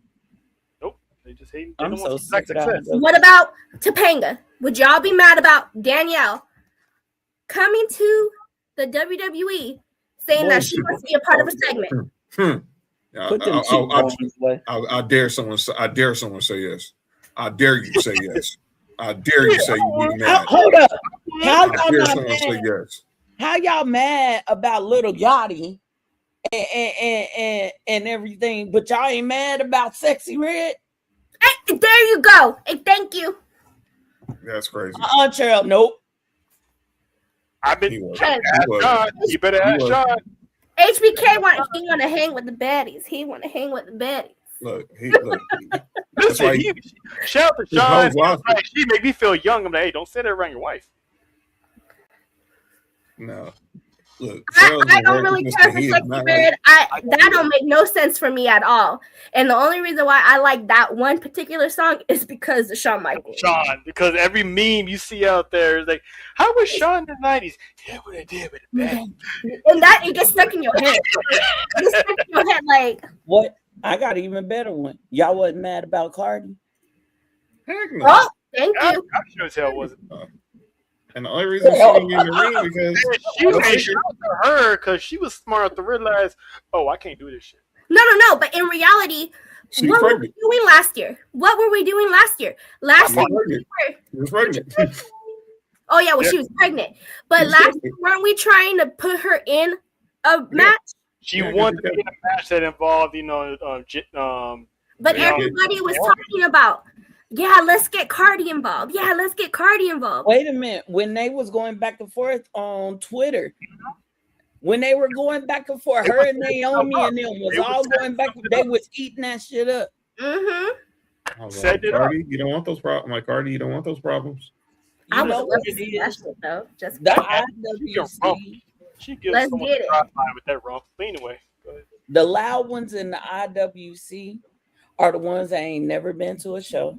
Mm-hmm. They ain't never bought no real merch. They making their own merch down with their crickets and they cricket press in their daddy and mama's basement. They the ones you ask for something, you get it, and then you get pissed off that it ain't exactly like she said, exactly how you got it. And then what do? You bash the person instead of looking at the booking. You dang right. I did. I was good. Nessa and Trell will tell you when we was at Money in the Bank, and I saw Topanga. But as Trell stated, so they give celebrities get the okay from the WWE if they want to be announced on camera or not. So I was playing up for the bit that she didn't announce herself on camera, even though she did it at the Intuit Dome for the Raw premiere. Because she was sitting behind Travis Barker and Kourtney Kardashian. And I was sitting there like, man, the disrespect. But I was like, dude, hey, I'm a 90s kid. Anybody who knows, Topanga, Daniel, man. That's his girl. That's his girl. Look at them chicks. White girl, she's in a White Girl Hall of Fame. I'm telling you right now, she's Mount Rushmore. She's not Rushmore when it comes to the white tees. She up there with Kimberly from Power Rangers. That's a damn show. She's the head honcho for John over there. On the Caucasian side. On the Caucasian side. From the mountain Copperwoods. Her and Kimberly from Power Rangers. And by the way, happy 99th birthday to Mr. Feeney also. You know what I'm saying? So that man is still walking the streets too. That's crazy. Yes, 99. Mr. Feeney because he's unproblematic. Yeah, shout out to I think he's back in. I think he moved back to London, but yeah, shout out to Mr. Feeney. You know what I'm saying? Yeah, man. Yeah, but stupid. People gotta. You can't like necessarily. You can't be happy for one celebrity and then want to dog walk another celebrity. Like as much as I give grief to Sexy Red, it's also an act too because I know she brings in an audience. Like, yo, Sexy Red's gonna be on NXT. He's twerking with Lola. Oh, I like Lola. She fine. Boom, got a new watcher. Who in their right mind at this age? I'm not talking about art. I'm talking about these younger kids. Who's gonna know who HBK is? Now they do. Mm-hmm. They know him from NXT, and now they do. They don't know him from the 90s. They still don't like. But they got them videos. What was Shawn Michaels like? Y'all have no idea. I have no idea. I still don't like her. Oh, I don't like Young Thug. I mean, Sexy Red. This dude. Why do you think they have a celebrity wing in the WWE Hall of Fame? Look, we're about to see Dennis Rodman go in the Hall of Fame in the next week. What are we talking about? He's never been in WWE, but to John's point, they always have celebrities getting their shine at WrestleMania for the Hall of Fame because they played key roles in history that we can identify. Right. Pete Rose getting tombstone by Kane. Drew Carey trying to give Kane money to not eliminate him, and Kane was like, "Nah, I don't need your money." He's like, I'm just gonna eliminate myself. I was in the Honda Center when the Great Khali choke slammed Johnny Knoxville. We talk about Johnny Knoxville, Sami Zayn for Mania. That is one of the most entertaining matches of all time. I wish it was funny. Again, I go back to, and this was one of the worst matches, but the most entertaining match. I go back to Snooki because she did her thing. She put in work. Backflips. I was like, okay, Snook. I'm like, all right, Snook. All right, Snook. Maria Menounos, like John said earlier. Maria Menounos did her thing in those matches. Did she get the pin? Yeah, she did. She did. She pinned Layla. I was thinking she pinned Layla. Mm-hmm. So it's like it always happens when the brothers get involved. It's like, hey, we don't. So pissed. Why? No, because everyone's still very mad. And again, they were just as mad last year as they are again this year about Jelly. True. About Jelly Roll. Look, we were in Vegas. Everyone we talked to that we was vibing where we was at Wrestlemania, where we was at WWE World, when we went to Stand and Deliver, we was at Tom's. Everybody thought Travis Scott and The Rock were pulling up together Sunday. Everybody thought that. The whole city thought that. And me and Trail back watching it at the room, and we only see Travis Scott, and it was just like, what the heck are we doing, dude? He's gonna take this after that, Travis Scott disappears and killed that whole John Cena Hill run. Mm-hmm. That's where people start hating celebrities again. I was like, y'all hating. I was like, I get Travis Scott. I wasn't excited about it. I definitely still feel like Cody needs to beat his ass for the way he hit him with that watch. I'm not going to lay off on that because he needs to get his ass beat. And supposedly Travis Scott was training and stuff like it was supposed to be him and Cena at Money in the Bank. He wasn't even supposed to be out there for Mania. It was supposed to be The Rock, but there was a scheduling conflict. The Rock said that on Pat McAfee show. And like Trell said, it was supposed to be John Cena and Travis Scott versus Cody and Jay and Money in the Bank. It wasn't supposed to be Logan Paul. Nope. So again, shout out to Logan Paul for filling in for that. So Logan Paul didn't put it in the work. He went from a special attraction to an actual superstar that's in the mid card right now. He's paying his dues. This man eventually is going to be a world champion. It's going to happen. He has the look. He has the charisma. He can speak well. But here's the good part about that. Logan Paul with the world title is about to be quite enjoyable. It As much is. as we can't stand him, he gonna be 17 levels of villain Stupid. funny. Yes. Obnoxious, annoying. It's gonna be worse than the Miz being WWE champion for the first time. Yes. Oh my goodness. This is gonna be Monday Night Heat. Come Heat, on. Heat. The day Logan Paul gets a world title around his waist. And my final thing on Dennis Rodman. They featured the NWO bit on The Last Dance. Yeah. This was a story that was national news on ESPN. Dennis Rodman is leaving the NBA Finals to go to Monday Nitro and drink champagne and smoke cigars with the whole with Terry. And he was in the middle of practice. Skipping practice to go to Monday Night Nitro. In the middle of the NBA Finals. And still won a championship.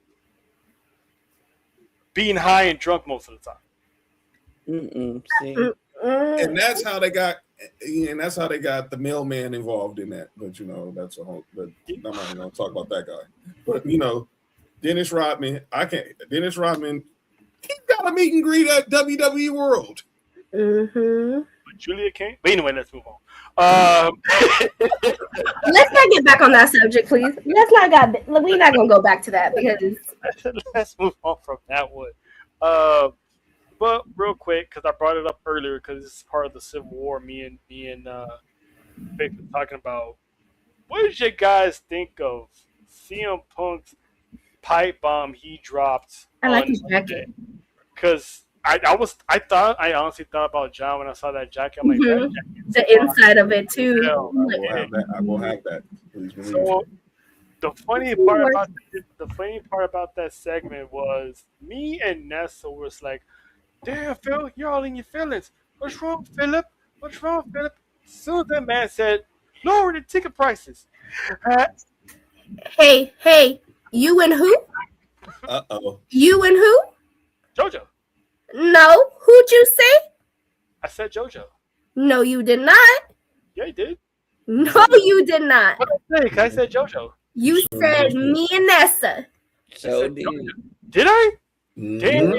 Damn. Come on, Clark it. JoJo all week. That's crazy.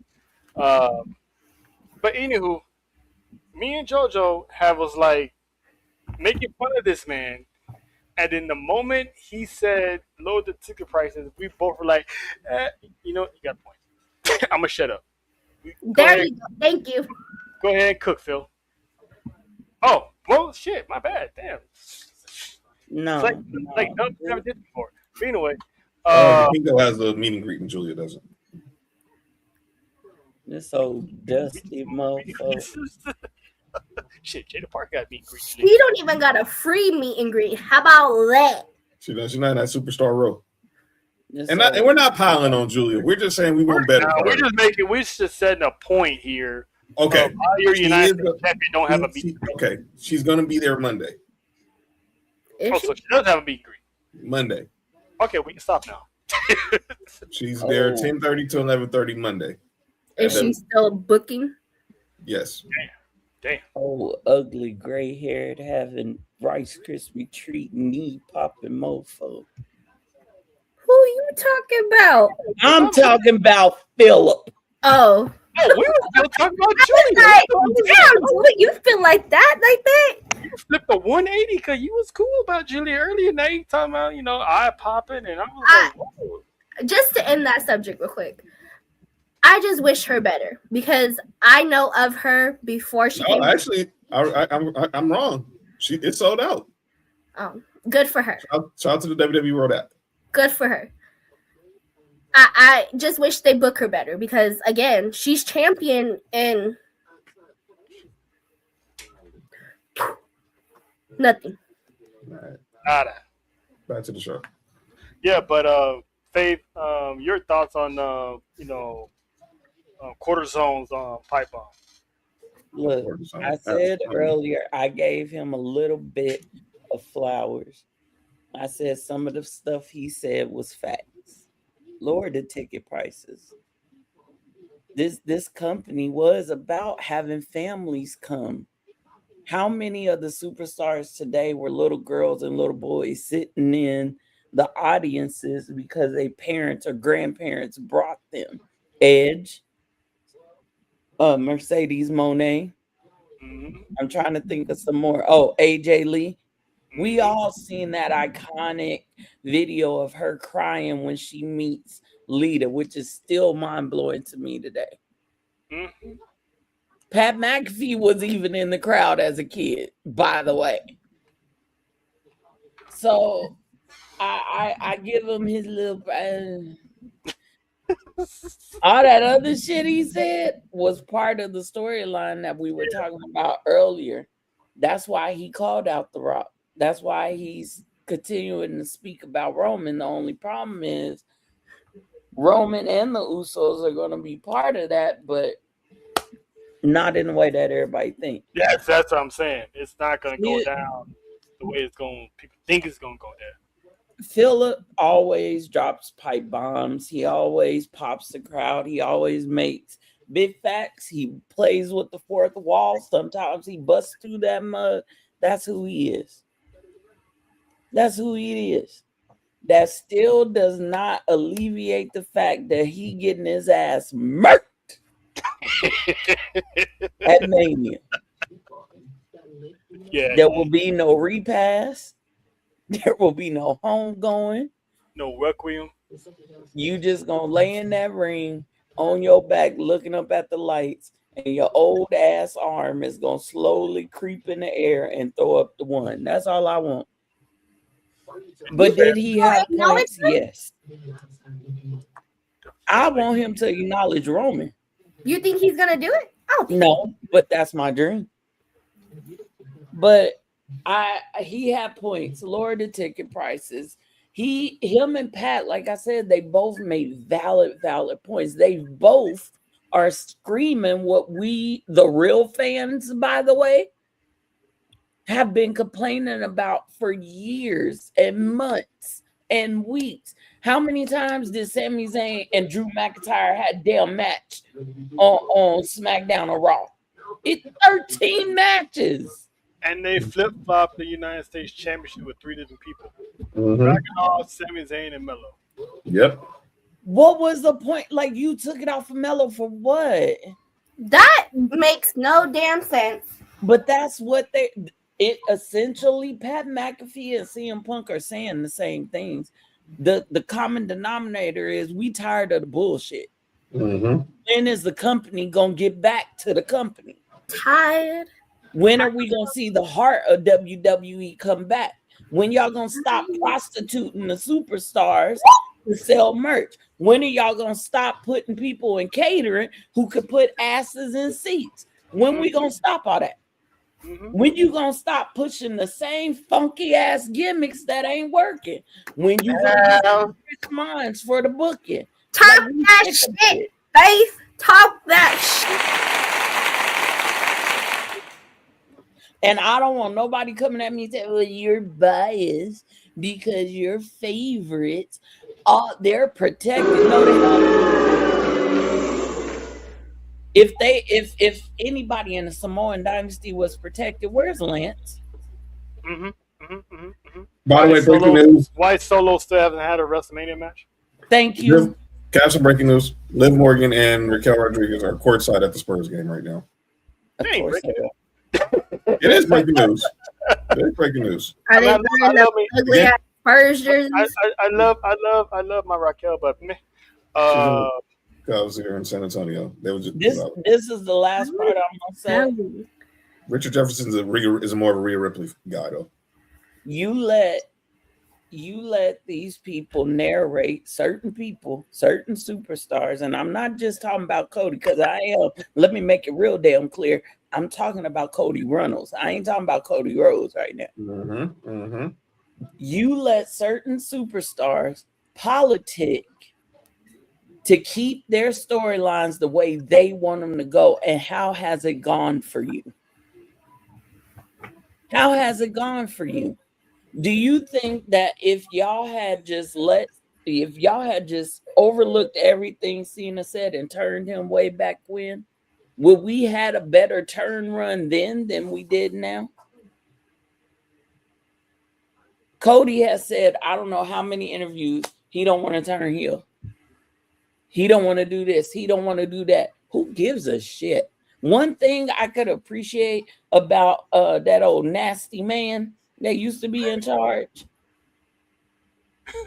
One thing I can appreciate about him, he didn't give a damn. If your thoughts and your plans wasn't making money, it wasn't going. It wasn't going. Now, did he do some dumb shit? Yeah. But he knew what made money. He knew what put asses in seats. I'm just sick of it. You take the title, mistake, taking the title off of Melo, putting it on dry ass Sammy right before Mania, so that Sammy can pass it to Trick, so that Trick and Melo can have a feud later. You could have cut out the middleman and went straight to business. Mm-hmm. Or at least Like kept Ivy Sammy. Where is Ivy? Where is she? Catering. She came out briefly. Catering, full of talent. Where are the brothers that was with her? Where the Creed? They do a main event. Yeah, I've seen him recently. I've seen the Creeds recently. They're doing main event. But do y'all get what I'm saying? Am I telling lies here? So No, you're not. and Pat are saying our frustrations. CM Punk saying our frustrations with TKO. Pat is saying our frustrations with everything else. And they're only booing one of them. Because Punk is the voice of the voiceless, remember? Yeah. Mm-hmm. But you're still getting your old ass murdered on night 2. Just saying that. I want to say, and I've been saying this about Sammy. I've been saying, Trell heard me say it. Is put the black hat on. You politic to get in the Mania. You cost Melo's spot. Put the black hat on. The way you ended that match on Friday, put the black hat on. Because you saw Melo was lingering, whether it was kayfabe or not, and you set up, you Kaluma kicked him from here to the loop. Put the black hat on. And embrace the fact that you took somebody's spot at WrestleMania. Because you're going to don't take 30 minutes to make a decision, man. Because that man was like, even Trick was like, hey, come on, man. Yes or no? Sam was taking his sweet ass time. Listen, he's playing up this crash out heel turn perfectly. I'm not mad at him because the underdog thing was getting stale. It's been stale for the past 5 years. He's been an underdog for the past 5 years. Been an underdog for the past 10. But anyway, so this little wrinkle here with him crashing out, him taking Orton's advice to listen to the voices, I'm digging that. He's taking the shortcut. The old Sammy wouldn't have won that championship off Melo that way. Mm-hmm. The old Sammy wouldn't have retained that championship. So, it is what it is. But I said before, it didn't need the United States Championship. Trick should have beat Sammy, had his moment, and then go after the United States title and win it. You didn't have to take it. Now, what's Melo going to do? I'm sorry, but I feel like Melo and Trick would have sold way better. It would have, because they had that chemistry. But you know that they're trying to keep that, as much as everybody would love to see that, they trying to keep that. And Melo hit it on in his promo. It was like, me, I got my receipt for you, but I know where I want to face you at. So it's coming. It's coming. So, but Sammy, where's Dragunov? I know. Is he hurt again? No, he was in the back somewhere. Still trying to figure what the hell they're doing. So, and this is what Faith is talking about. In losing that championship, it's like we haven't really seen much of Dragunov. It's gonna be a lot. It's gonna be a lot of people. Look, a lot of people just have to understand that there's a lot of people who deserve to be in that spot. But some of these big, I said we was talking the other day. Some of these big names are just their aura just took over. Like, we're gonna go over the card in a minute. I want to find a spot for Dragunov. I definitely want to find a spot for Melo. You want to find a spot for Julia. I want to find a spot for Tiffy. If Chelsea wasn't hurt, or we got to find a spot for her. It's like you want to have, and I get what the creative is. You want to have as many matches, but you don't want to oversaturate. So that's where what happens Monday night is going to be crucial. What happens next Friday night is going to be crucial. What happens the Monday after Mania is going to be crucial. What happens the Friday after Mania is going to be crucial because we need to see who's going to be leading, who's going to get that shine going into the new season with Backlash around the corner. They're going to Italy. We don't know what's happening with Saudi and summer and for the summer. Yeah. So I go ahead, Faith. I just want to say this. I do feel like Roman not being here this Monday was a mistake. Well, that usually happens after he gets beat up. But I thought that too. But I'm gonna say this, Trail. Roman beat the dog crap out of Punk, and he showed up. Yeah, Punk made a point on that one. I think that Roman not being there for whatever reason, and I understand being a full-time parent, I kudos to him on putting that above everything else. But I think this whole moment with Punk on Monday made him, unfortunately, look very strong. Mm-hmm. Although it's just talk, he looked very strong on Monday.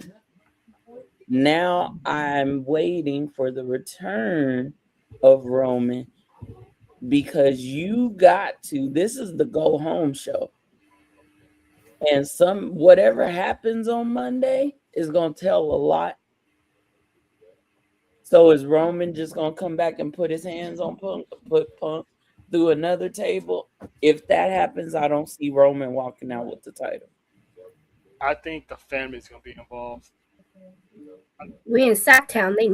I need all them mooses in that whole arena. I need them in the seats, in the front row. I need them in gorilla. Y'all need to scare the shit out of this man. I don't think we're gonna get that, Nessa. As much as I wanted to, I got a feeling something flipped. Something flipped, especially with this particular storyline. Because I'm gonna tell y'all something. For the first time, the streets stopped talking. Uh-oh. It's been dry for like 2.5 weeks. They don't know what's going to happen. Nothing's being said. They're keeping it hush hush. That's why I know that somebody big's involved. Mania is going to be the start of this war. Yep. Mm-hmm. And it's going to start with that match. It's going to start with that match. Watch. Mm-hmm. Whatever happens, it's going to go down. And Roman, don't forget my threat. It was a threat, OTC. Don't forget what I said. You roll your ass out to that ring, Mania Night 2, in some loose fitting pants, and me and you got to throw hands. I better see them tight black pants. Don't play with me. Don't play with me. I mean, shit. I don't need nothing. I'm not getting in that conversation. Just, ladies, be on the back. That's all I'm gonna say. I actually think that person's gonna show up, him and his brother at Mania. The Summer Loves comment. Jeff Hardy. I agree. The Hardy boys are popping up at Mania. Well, Matt Hardy's doing a lot of talking. A lot of hints. They got the partnership with TNA, so they can just easily just have them take the bus. And here you go. Yeah, especially now that they're not, TNA is not letting their superstars compete in matches with a certain other promotion now. Yeah, they pulled that. They pulled that. There's AEW stars supposed to face TNA stars at a indie show, and they're like, nope, we ain't doing that. It was Ricochet versus Neon Slater.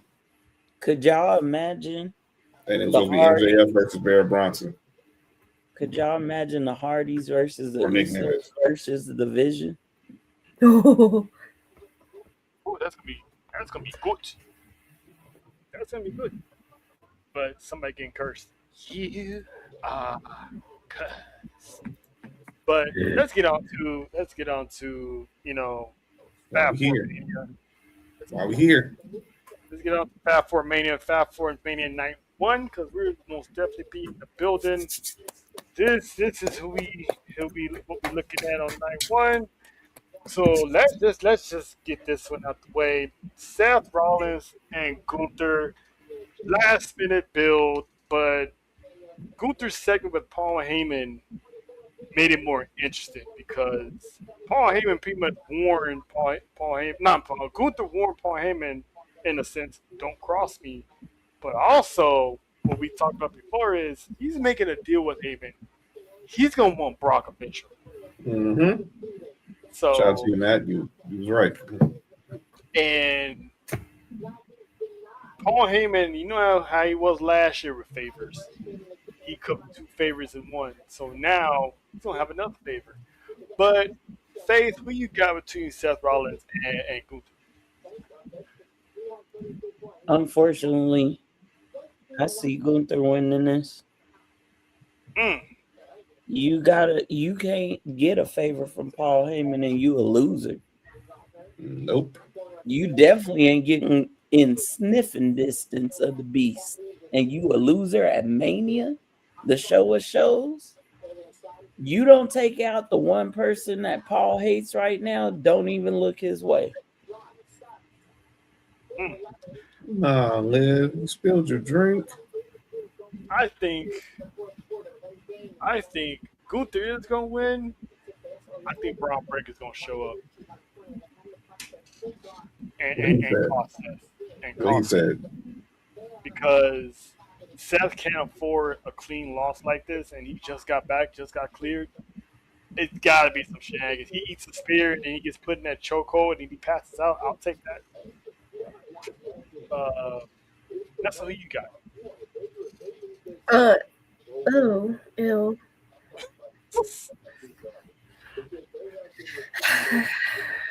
Yeah, Baby Shark or the Dancing Clown?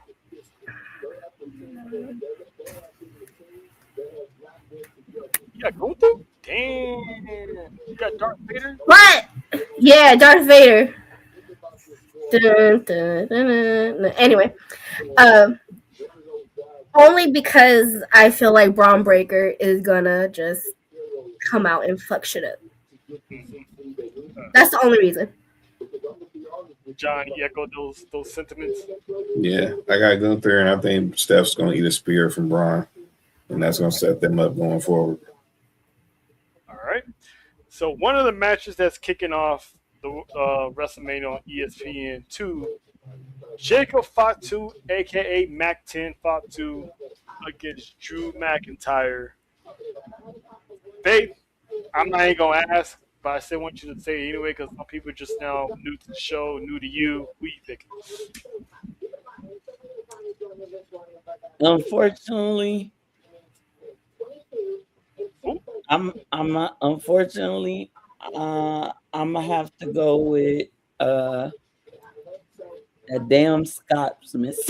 You know it's fine. I was about to say what? I was waiting for Faith to give me a good ass, lectural educational reason why she was going against Fatu. I'm like, girl, I was about to hit her with the get the fuck out of here. Jacob is about he's about to scalp this boy. This boy, he about to get the whole brakes beat off. I'm so tickled for this match. I'm so excited. I'm pissed this is gonna be for free. Well, no, I'm not. Y'all, everybody tune in and get a little look at the werewolf because what Jacob said is 100% true. Drew, you stepping into his world now. Street fights. He done lived it. This man does it all. He's lived his life unsanctioned. I hope you're ready, Drew. You ain't never had an ass whipping like this. We'll see you when you get back from the movie. Bye-bye. Bye-bye. That's a Yeah, I mean, Yep. So, John, this is I, unanimous. hope Mark Davis got good insurance. I'm just saying. I hope Tom Brady done told him to get some house insurance on the stadium, because they might take this all the way up to the Al Davis torch, which would be good because they might pass by us in the seats. But they're going to beat the living crap out of each other, and I can't wait for it. We saw what happened last year with Drew in the Sin City Street Fight with Damian Priest. This is unsanctioned, so anything is bound to happen. He might have the Usos with him. You know, we saw. Remember, Haku hopped over the ring after he beat LA Knight to be United States champion. He might have the fam with him too. So I'm going with Jacob. He gonna send Drew off. Exactly. He gonna send Drew off to do Highlander in style. He'll come back, refresh, renewed, and probably go on a massive face run to try to get the title back. But this Fatu night. It's Fatu's night tonight. On the Deuce. On the Deuce. Yep. And speaking of the Deuce, second match that's on the kickoff. Well, I'm not gonna call it a kickoff, but that free hour. The Usos and LA Knight. Yeah. this is for JoJo. Versus Division and I Show Speed. I know I Show Speed is going to get a 1D. I know this. Yes. For a fact. They teased it on Monday. He's going to get it. But, babe, don't hate me. JoJo, don't come at me, even though you're going to be there. I know you not. I said this for the past week. You can ask John. Don't say it. I Show Speed is pinning somebody at WrestleMania. It's gonna be Bien, LA. pendejo. It's I gonna don't be LA Knight. I don't care. Is she in the comments? Yes. That's fine. That's She's fine. in the comments. This is for you, JoJo. Boy, if you don't get the fuck out of my face. Y'all Congratulations can- to Haley Steinfeld on the birth of her baby. y'all can go with this with like, you know, heart first and throw the logic out the window, but this is setting up I Show Speed to pin somebody. And at first I'd say he's gonna pinch. That's cool. I probably never mind. Oh What? I ain't saying anything. I saw myself. He's I gonna thought I pin. was muted. Oh no. He's gonna pin somebody. At first I said it was Jay, but the way he got long darted in his house into that camera on his own show, it's That gonna was be, hilarious. it was, and that's gonna be a new meme once I find it. It's gonna happen. I think Jay and LA Knight are gonna cancel each other out because sooner or later LA Knight's gonna do something and Jay's gonna get all hot headed and it's gonna cost them this match. I Show Speed's life, his body is gonna get the pin over LA Knight. LA Knight's taking an L in Vegas, but that's fine because LA Knight has the WrestleMania match. So, Faith, who you got? Now, come on now. You know I got to rock with Ainga. You know. Malo to my Usos. You know what? Shout out JT. I was mad about this match. I still kind of am because the titles are not involved and it's Mania. And why are the titles not involved at Mania? Because they don't give a damn about the tag titles.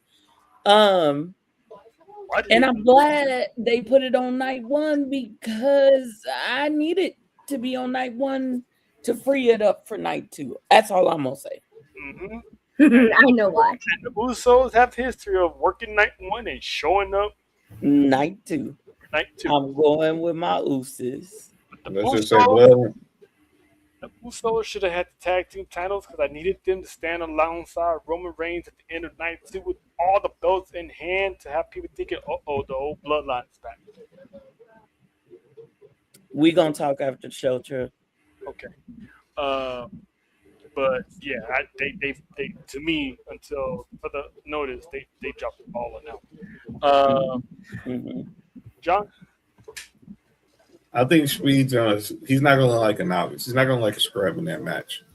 But I think the man took an RKO at WrestleMania 40. He took a spear. He took a spear at the Royal Rumble last year, and a fallaway slam from Otis. Right after that, he almost took a win D on Monday.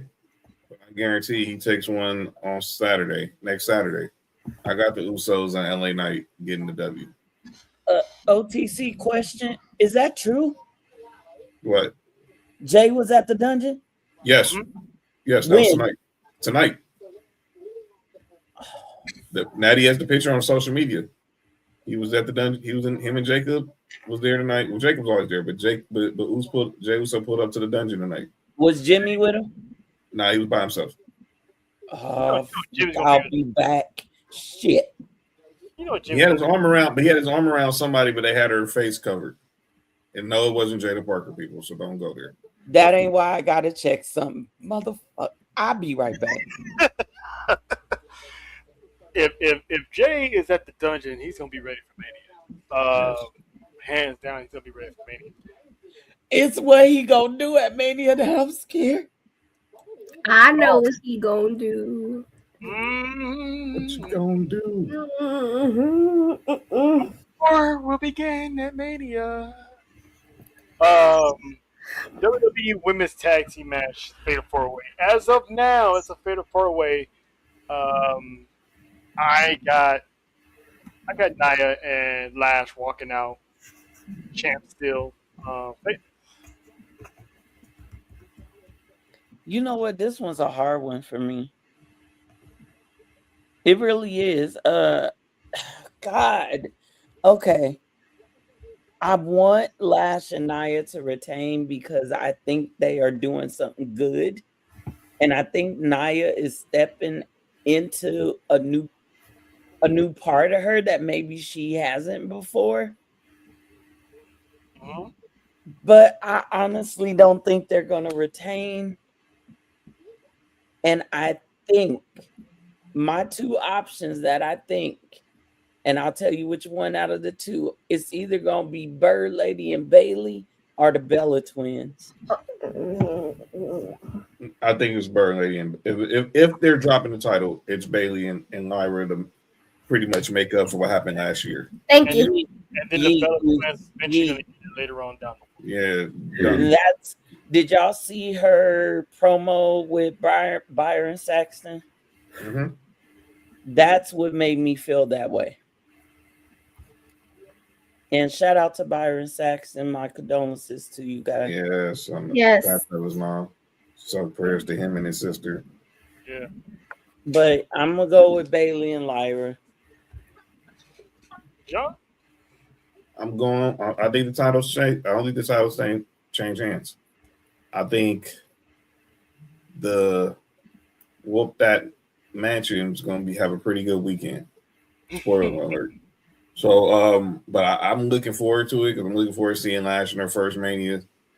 Nia, she came a long way and she's doing her thing.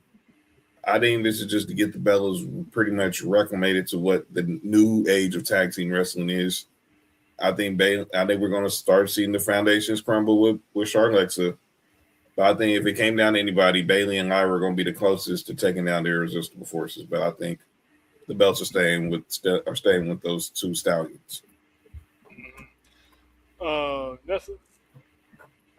Honestly, that was my take. I was like, if Nia and Lash are not retaining, I feel like they're going to give it to Lyra and Bailey. What a moment for Bailey that would be. Exactly. That's the only reason why. I don't even... Two Wings, I don't really... You know how I feel about Two Wings. But she's attached to Bailey. No more. Huh? She doesn't use the wings no more. I know she don't. She still barbecue Two Wings because Kev. Shout out to Kevin Housen. You are cursed. But if they don't retain, I feel like the belts are definitely going to Lyra and Bailey. I think Charlotte's about to go on a singles run. So I'm with John. I feel like Twisted Royalty is about to get. Great. Let's keep it with the ladies. The most underwhelming, least hyped match on this card. AJ Lee, Becky Lynch Women's Intercontinental Championship. I've always picked AJ to lose at Mania, so I'm going to have to stick with it. Despite Becky Lynch now being the challenger, I'm still going to stick with it, unfortunately. So I got AJ. Faith, who you got? I am I'm so uninvested in this match. I'm with Faith. I'm just so invested in this match. And after that promo, by the way, Becky, I'm disappointed in you, girl. After that daughter line, you let her walk away clean. Couldn't have been me. Mm-hmm.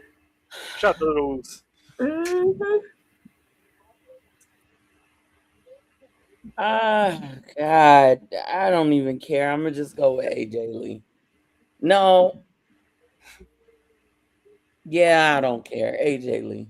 I'm sorry. I'm just not hooked into this match. It could have been two different people. It could have been AJ. There are so many good women. I would have rather seen AJ and Bailey. I'm not even gonna play with you. I could have been happy with AJ and Natty. Yeah. I called for AJ and Roxanne, but that too. Roxanne had to take got hurt. Yeah, so. Shit. Because she did make a claim for that. Could have put Raquel in there.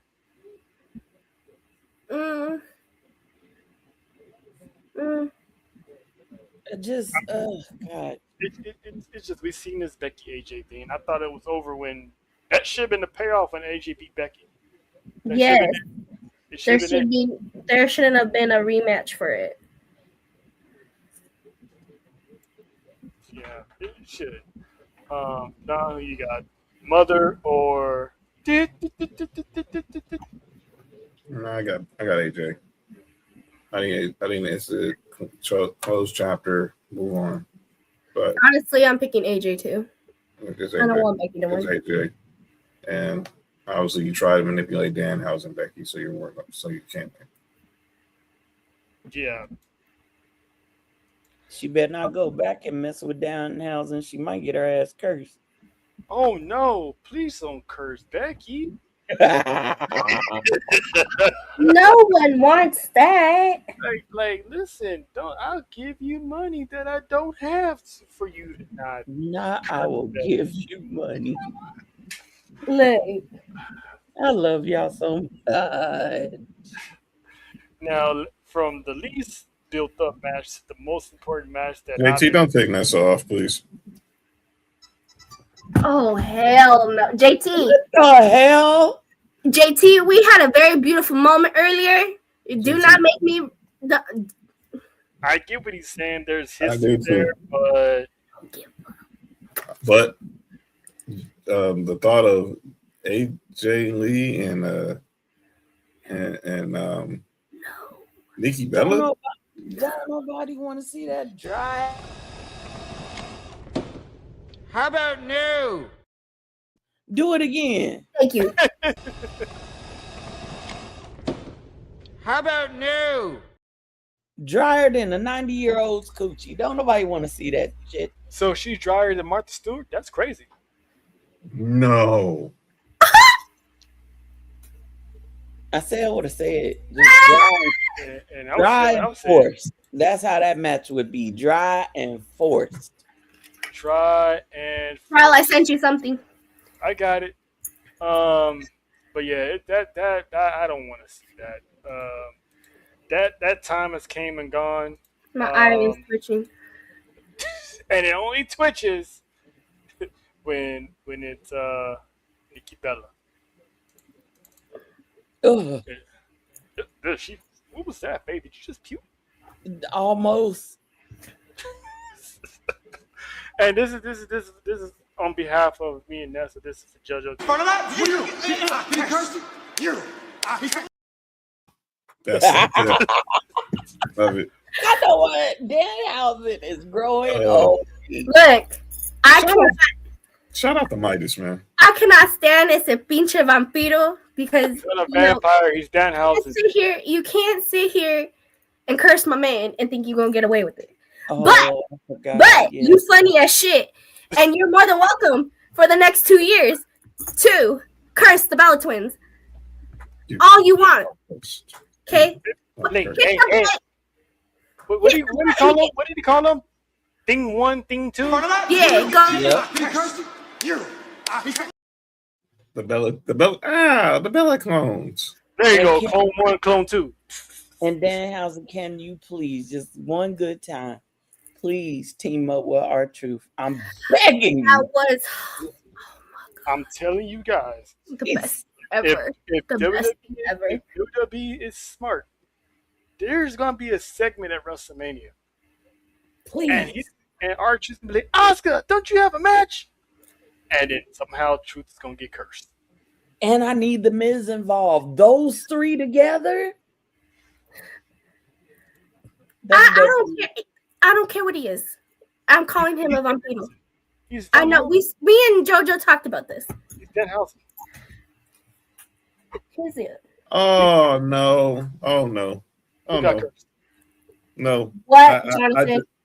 I was again looking at that picture of the dungeon. Nikki's in there. Huh? Nikki Bella's at the dungeon. No. Like I said, Jay's there, and I told you he had his arm wrapped around somebody, but he had the face covered. It was Jada Parker, wasn't it? Yeah. Because Midas has a picture with Jay and Jada separately. Why you snitching, bro? Wait, no. Did anybody catch Jada's IG yesterday? So I started trying to break into Connie Jordan's car? No, not that. The one where she said she was doing the voiceover and it said, "You miss me, huh? Post me on your..." No, so she did that. She did that when she first came back to NXT. Mm-hmm. She did that sound for them talking about if you missed me kind of thing. Yeah, when she came back when this year? Yeah, that was she just posted that when she came back this year.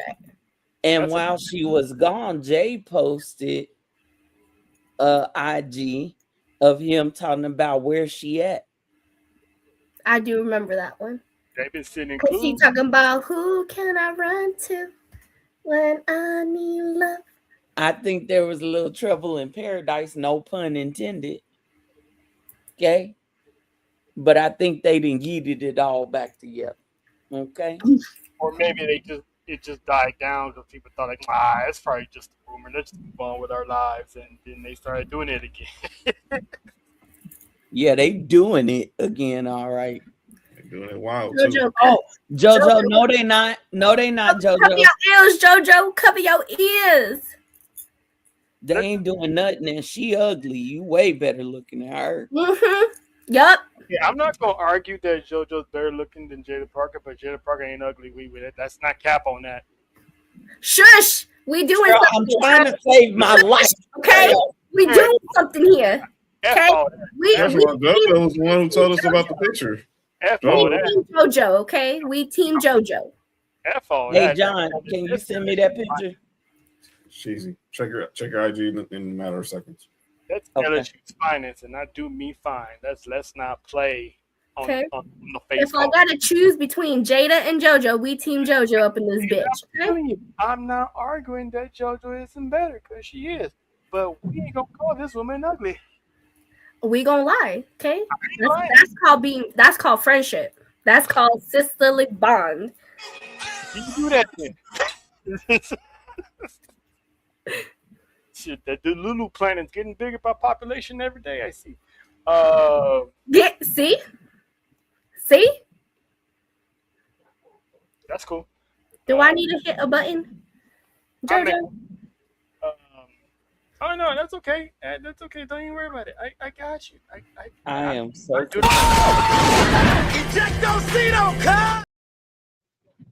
Y'all, that's LSU's finest. I do not care. I think I had it backwards, Trail. I think I'd have messed up. Huh? I'll just say this and we can move on. It ain't Jimmy. It ain't Jimmy what? Where is your button, JoJo? It ain't Jimmy. I mean, you kind of said J2 at one point. Oh, there it is. Welcome to JoJo's Penitentiary. You got time. But I'll gladly go there, bury underneath 6 feet. That's cool. Because So, Faith, check your Twitter and your IG. ain't gonna be no LSU slander. Not on my watch. Shout out to Brody Lee Jr. too. Yeah, shout out to that kid. That kid's getting better. He's been training. He's been hungry. So shout out to him. Miami boys. That's what I'm saying, JoJo. That's all I'm saying. I'm just saying. Ooh. Yep. Ooh. So the next match, Stephanie Walker, Liv Morgan, the unicorn versus the woman with the devil horns. Bars. That's a don't pretend you love this woman because the moment Dominic Mysterio kicks her to the curb. Oh, I don't give two fucks. I don't give two fucks. This is one that could go either way. Mm-hmm. Bob's still picking Stephanie. Hopefully they give her a Wrestlemania moment, have her win and retain the World Heavyweight Championship. Because as cool as it would be to see Raquel chase Liv Morgan for the championship, technically we don't need the title for this feud to take place. So I still got Stephanie, even though Liv might win. Faith, who you got? As pumped as I am for this match, y'all,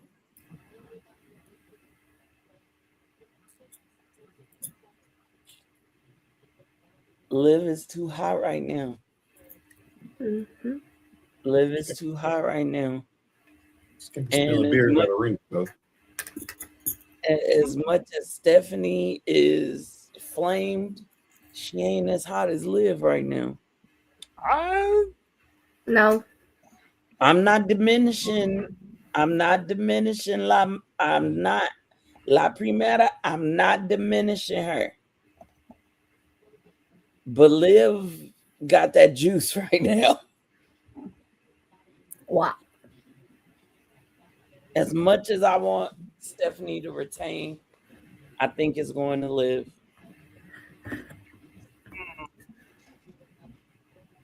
I guess. I know. I'm sorry. I did your. I No, did it's want fine. It's fine because know. it can still go Liv's way because there's too many variables at play for Liv Morgan to lose and to win the championship. Mm-hmm. So, Well, hold up. Wait, none of the matches on this night have a betrayal. well, maybe Liv. But that's what I'm saying. None of the other matches do. And at Mania, you got to have that big betrayal moment. Maybe the Usos? No, that's not. We'll talk later. Shit, come back to me. I don't know.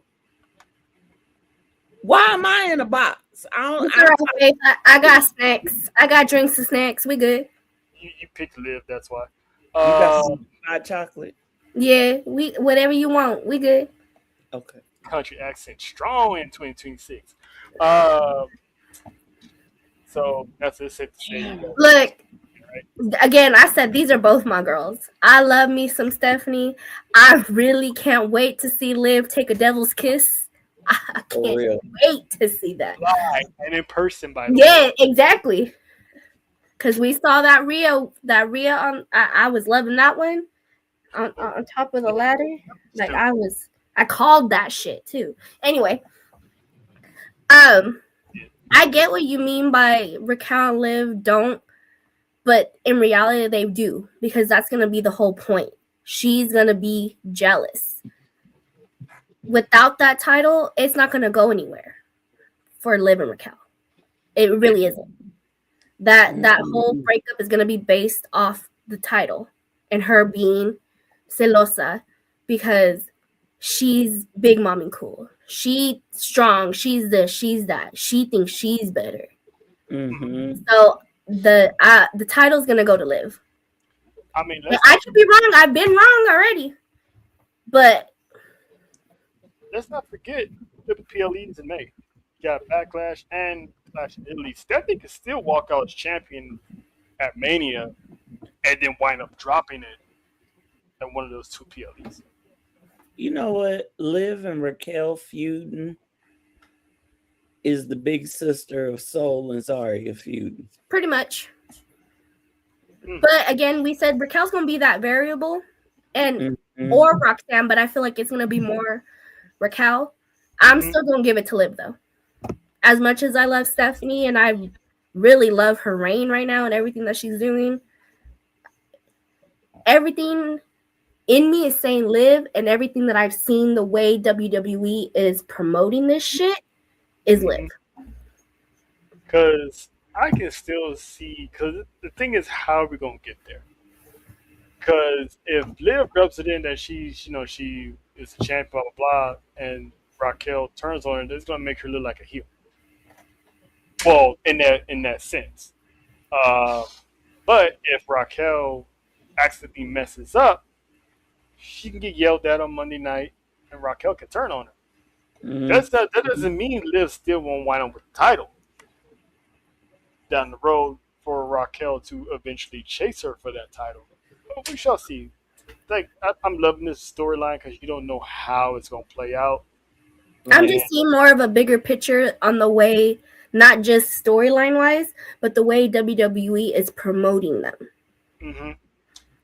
And I think this is going to end at SummerSlam. Raquel versus Liv Morgan at SummerSlam. That would be the match for Raquel in her biggest match of her career. And maybe it is for the World Heavyweight Championship. Who knows? I think there has to be Liv at Backlash too, Trill. That's what I'm saying. Stephanie can still win, and Liv gets that Backlash rematch because maybe she got screwed by maybe Raquel's mistake.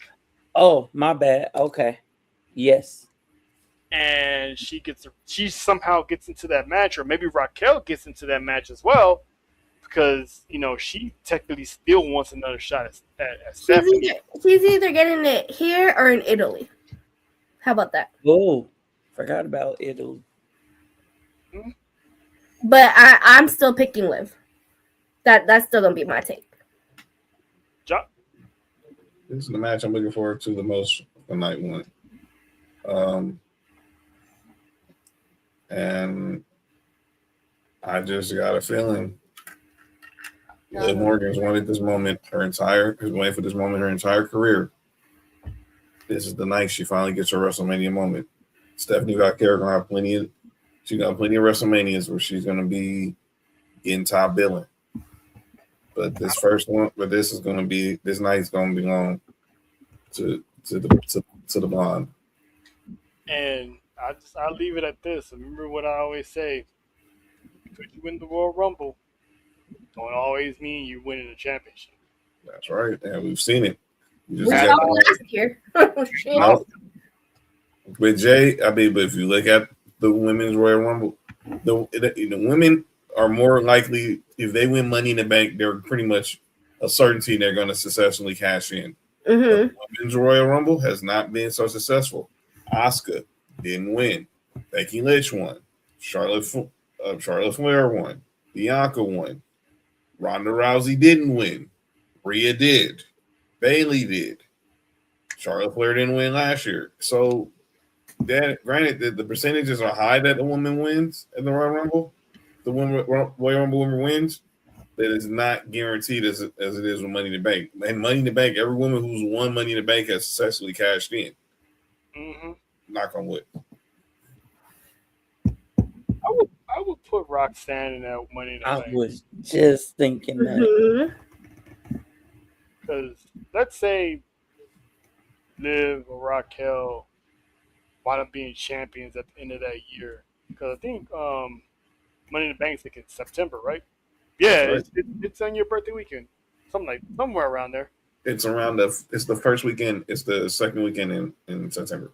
Yeah. So who's to say Roxanne won't cash in and be World Heavyweight Champion? It's almost like it's like all the females at Judgment Day at one point in the calendar year was a world heavyweight champion. That'd be a good story right there. But who she gonna cash in on? Liv to prove that she was that double agent, or Raquel because she's gonna see some moment for herself. Period. And win the gold. So call us, Triple H, Ryan Ward, homegirl that's in charge of writing. Call us. Just call us. By the way, they 5-time. Just putting that out there. 5 times. And low key 6. Mm-hmm. So call us. By the way, Liv Morgan, you can't be spilling drinks at basketball games. I'm sorry. That's party foul, girl, and you know that for a fact. Ain't that the second Raquel? time You need to learn how to drink more. I mean, open up some gags. But anyway, hey yo, they got a spray for that. I didn't know that. I did not need to know that. Why would I know that? I had no use for that. So I mean, for the ladies that got a problem with it going down, there's a spray for it. It's you got a problem going down. Something's wrong with you. This is the men of the Sports4UWrestling, and we approve that message. Yes, it is 2026. Y'all get your gag reflexes in order. Ain't got no gag reflex. And that's the whole point. Like, get your throat game up, okay? Mm-hmm. I approve that message too. Please and thank you. Anyway, the main event, night 1. Randy Orton, Cody Raheem Rose. Now you just. I mean, listen, he's a brother. It's his name. Let the brother live. Randy Orton, Raheem Rose for the undisputed WWE Championship. I already know. Yeah, JP, they wild. They wild, JP. I already know where Faith is going to go, but for the people who don't know her, ma'am, can you do us the honors of kicking off the prediction on this match? How we go from Cody Raheem and then you just call him Rock? Okay, hold on. You said you was gonna do better this year. You said you was gonna do better. Was that before your retirement announcement, or? I said I was a better person this year, but fuck all that. I don't give a damn. Y'all stop calling it. He ain't got an ounce of black in him. Has he been in an ounce of black? I mean, yes. he was in some black, yeah.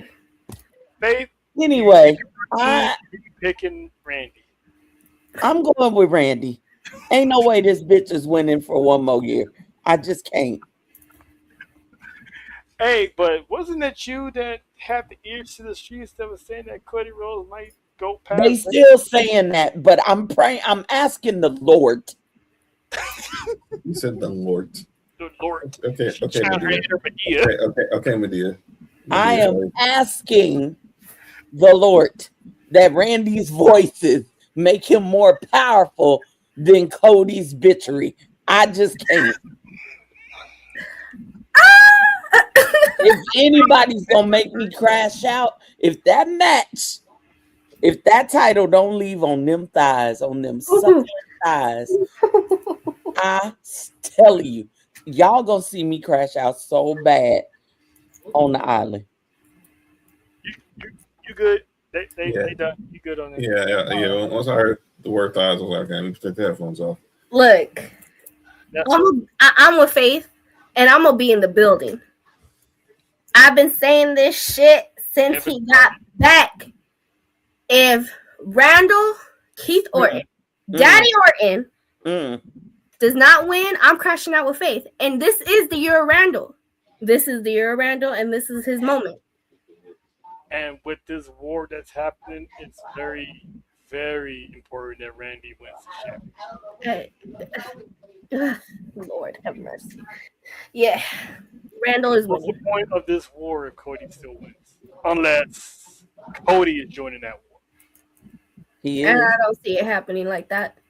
He is. Yeah, it's the year of Randall.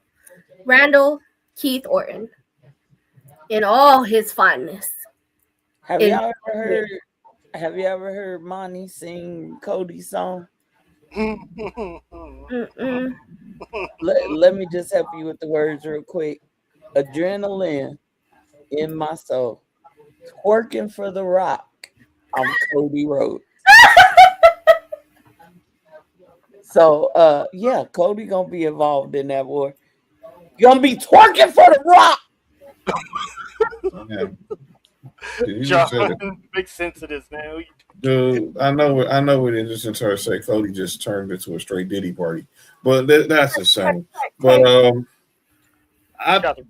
shenanigans are going to be in this match, especially now that with Pat McAfee involved. How we get to Randy getting number 15 is going to be the question, because Pat's going to have some type of involvement, but something just tells me it's not just going to be Pat. They got something up their sleeve. And those voices are going to hear. Randy going to hear those voices. Cody might get punted in the head on Saturday night. He's got to be willing to go to that place, and we know he is. And Stephanie told Cody, "Are you willing to go to that place? Because this version of you, it's not beating that version of Randy Orton." And Cody knows it. But that being said, lineup number 15 for the Viper. That man is punting his way. That man is punting his way to a 15. He might get a contract with the Raiders after that. I hope not. Not him clapping his cheeks for the final boss. Faith, really? Why you throw her under the bus, man? Twerk you later. See what you done started, man. Look, that ain't me. You gonna say left cheek right. I said what you gonna started. Now you got people in the comments talking about basically thinking that Cody's is C Diddy now. That man about to be the city girls on that. No. Don't do that. Now just call him to say Cody's going to be a city girl. I mean, that's the case. Left cheek, right cheek, left cheek. If that's the case, then he's definitely black, right? Get your throat game up, Cody. Or oil sold separately. Oh shit! Not the Cody oil. Cody, again, I say, if you need some help, there's spray for that, baby. It numbs you. Maybe it helps with the list. Anyway, Faith. Faith. I'm gonna need you to chill. Today's show is brought to you by Pure Romance. All right, that's pretty much night one. Now as Sloan said it so perfectly, let's move on to the night that's. Cody, Damn.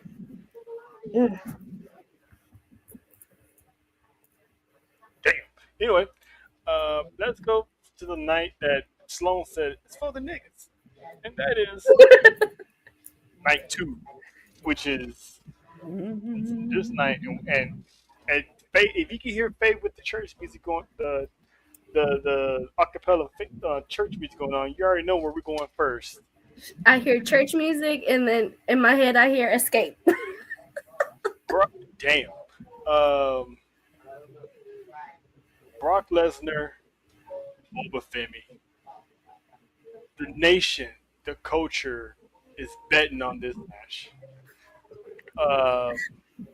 And listen, we're going to be in Vegas, so if this man does not get the job done, we're going to hear about the news. We're going to hear about the news. So I'm going to save everybody some time. We all pick it over 50. Hallelujah. I think we just need to ask the question how long this match goes. Oh, he said how long, and I envisioned something. Look. Faith, relax. Because this is going to be on the mothership. So how long does this match go? So this match is on. So the ESPN is going to be 1 hour. And we got the ladder match. So I'm pretty sure the ladder match is going to take the bulk of that time because all ladder matches do Possible segments in between. 15 minutes, maybe. That's too long.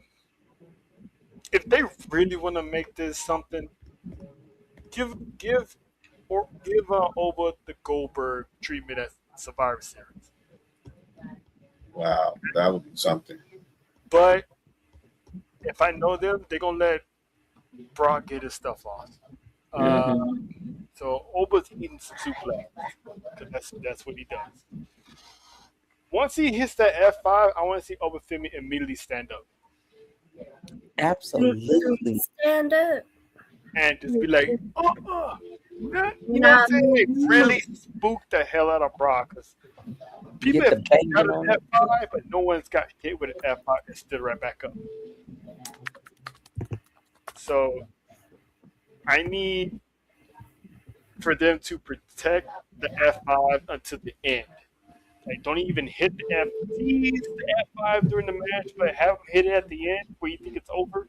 And Oba stands up, hits him with the Fall of Grace, and we got the match, and everybody goes crazy. Right on.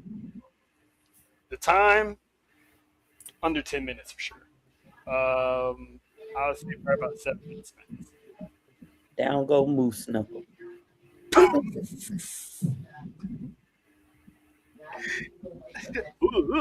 All right, so we all picking Oba.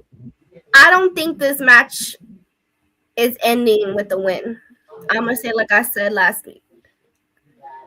It's gonna be a DQ. Or it's not even gonna happen. The bell is never gonna ring. They gonna attack each other like they did on Monday. So this is not gonna be a one-off. This is not gonna be the first match. It's gonna continue until SummerSlam. This is just the start. So I don't think Femi's winning. I don't think Lesnar's winning. I think we're gonna get a brawl. Oh, Moose Knuckle. That gives all the moose knuckles out there. Intercontinental Championship match. Ladder match. Jojo, I'll tell you who later. Oh wow! Dragon Lee, Rusev, Rey Mysterio, Lord Farquaad, Javon Evans, Penta. I got Javon Evans winning the title. Favorite I got a lot of anger about this fucking match. I'm mad. Ooh. Tell me about it. Why? Okay, first off, I'll tell you my pick. I'm going with Javon too. Secondly, why? And y'all know what I'm talking about. Why? Why is Ray in this match? I understand. Me and Trell said like we can understand why people be upset, but we're not too upset about it because I'm like this. I'd rather have Ray, as much as I would want to see like a Melo or Ray Phoenix or someone from AAA in the match. If you're not giving that person a real chance to get over in the match, let this be a spot. Let this be a showcase for Javon Evans and Dragon Lee and Penta. And another reason is this is the Raw title. Yeah. Only Raw superstar is going to be in this match. I totally get all that. Didn't this man not just come back from cracked ribs? I said that. I'm afraid this man's going to get hurt again. I think he just knows. I think he knows this is his last Mania. Because you guys, and I saw this earlier and I mentioned it earlier. What if this can be the biggest what if? What if Ray wins this match? What if Ray wins the IC title? And this is where Dominic comes in. Because they've already stated Rey Mysterio is dodging and pretty sure he's telling them backstage he does not want Gunther to retire him. He wants his son to retire him. What if this is that lead up? They don't need the title for it. Because why flip the championship back to dominate. No, I think that is the Intercontinental title to me is past Dominic by. He had a good 2 reigns. Oh, no, I agree too. I'm ready for him to move up a weight class. He's going to be a favorite. He's going to be one of the heavy favorites to win Money in the Bank for sure. Mm-hmm. Mark. And that's a witness. I said that Dominic Mysterio is going to be a world champion. Yes, he is, and he is. Y'all could put Chad Gable in this match. Yeah, a Grande could have been put in here. Well, which Grande? Chad's Grande. Chad Grande. So we need Grande. It wasn't gonna be Pup Cup or Tall. It was gonna be Grande, not Venti. I'm just worried about Ray. That's what I'm angry about. I do too, and I that's why I was kind of shocked. But I see where John's saying that he knows this is his last Mania, so he wants to be a part of it. And if you go down the Raw roster, Rey Mysterio is still the only one left that makes sense. Why would you put Kofi in there? Why would you put Grayson Waller in there? Creeds haven't been seen on TV. None of the War Raiders have been seen on TV. The War Raiders are on AAA right now. By default, Ray is the only option outside of Theory and Logan Paul, and they got matches already. So, but could you have not just left it how it was? It's true. Probably. I'm only saying this because I'm concerned. I know Ray wants to go. I know wrestlers want to go out with a bang on their own terms, in their own way. If this is leading up, because Dom did say he was going to handle his dad. That's what he said on Monday. Mm-hmm. I'll say this: you could have brought Bankingo in there and have him be the newest member of Monday Night Raw. I'm just worried about Ray. Are you really healed up? Because I feel like you feeling good, and then they tell you, "Oh yeah, you cleared," but you cleared could mean the minimal amount of being cleared. Mm-hmm. And then they say, "Well, Ray, this is what it is. We could clear you, but we suggest you take more time." And Ray could be like, "Nah, I'm back." So here's my pick. If Penta isn't retaining, I kind of see them doing that for Ray at least. But if not, I don't see Javon winning. Not yet. So Penta, either Ray or Penta. Those are my picks. June. I'm picking Javon. It's either him or Penta. It's him or Penta. Either Penta's retaining, because if you've never seen Penta in a ladder match, like us three did last year, Money in the Bank, or me and Trell when he was in AEW, you're in for a treat. This man lives for this match. Mm-hmm. And Javon, after that OG cutter he hit on Monday night against the Americanos, I think imagine him trying to do that off a ladder. I think he's gonna be Jeff Hardy up in this bitch. He's definitely going to be the human highlight. He's going to be the Kofi. Going back there, he's going to be the Kofi Kingston of this ladder match. He's going to be the human highlight film. Mm-hmm. I think that he might get his moment, and it'll be real dope to see this kid get his moment at Mania. His family going to be there.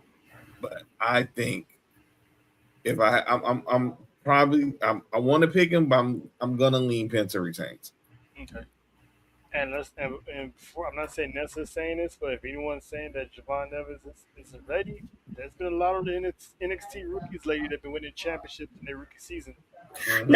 It's not that he's not ready. I don't think. I'm talking about other people that might be saying that. I don't want to say that he's not ready because I would not mind him being champion. I just don't think that if they're not gonna have one of the other veterans take it from Penta, I don't think they're gonna have Javon take it from Penta just yet. From that, I think they'll just have Penta retain. Maybe. But I feel like Javon is definitely going to shoot all the way, and he's going to have a very good match. He's going to be bouncy. This kid's going to have Stu. Stu, be ready to run down the ramp Sunday, Stu. And let's say shits and giggles, if Javon does win, Last Legend retains. Mm-hmm. Williams win. Obafemi gets his dub. Jade. Engine. No, I'm going through with this. I know you're going. He is These, NXT. one, these guys are having a good year as NXT rookies, and two, when will the Triple H apologies start kicking in?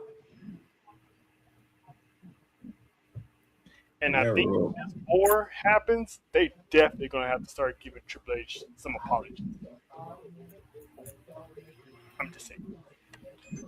Speaking of Trick, on one half of Jodeci, Trick Williams and Sammy for the United States Championship. Is this a unanimous decision that Trick Williams is winning? Whoop that trick. Whoop that trick. John, his entrance is gonna be so dope. That entrance in Vegas is gonna be lit as hell. So John's got Trick, and I'm not even gonna ask Faith, because she got Jodeci. Do I even need to say anything anymore? No, because it's gonna turn into another hate speech, and you don't need. No, I'm not. I wasn't gonna hate speech. I wasn't gonna hate speech. No, never. Yes, you would. And I'm here for it, but yeah, we all know you picking Trick. We all picking Trick. Shout out to the coach. Lemon pepper steppers. Oh, please let me know we're gonna have lemon peppers. We are. With Mama Rose's queso. Oh yeah, man. And I was telling John, get ready for that queso. That's all I'm saying. Get ready for that queso.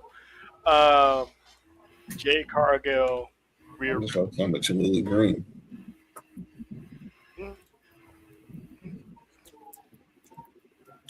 Jay Cargill. I'm sorry. Go ahead, Trail. Never mind. You never had no Cholula Green? Yeah. Jay Cargill. Vegas. Oh, I'm a mute. Talking about that Cholula Green. Oh, shout out to Booker T. But I'm over here talking about the other Cholula Green. My bad. I'm overstepping some of the boundaries here. Jay Cargill, Rhea Ripley. We all, at one point, automatically took Rhea, even Nessa reluctantly. But now the baddies are in the mix now. And I did say it changes the outcome prediction just a little bit. Mm-hmm. Does Rhea Ripley still get the job done? No. No. I'm going with Jade on this one because the baddie is gonna prove dividends, and if they don't go with the Asuka Io match, I think Io's gonna try to help out Jade, but she's gonna get the numbers game is gonna play the biggest part in this. The numbers game, and I think Asuka might show up too, just to get rid of Io. For shits and giggles. Mm-hmm. So I got Jade. Faith.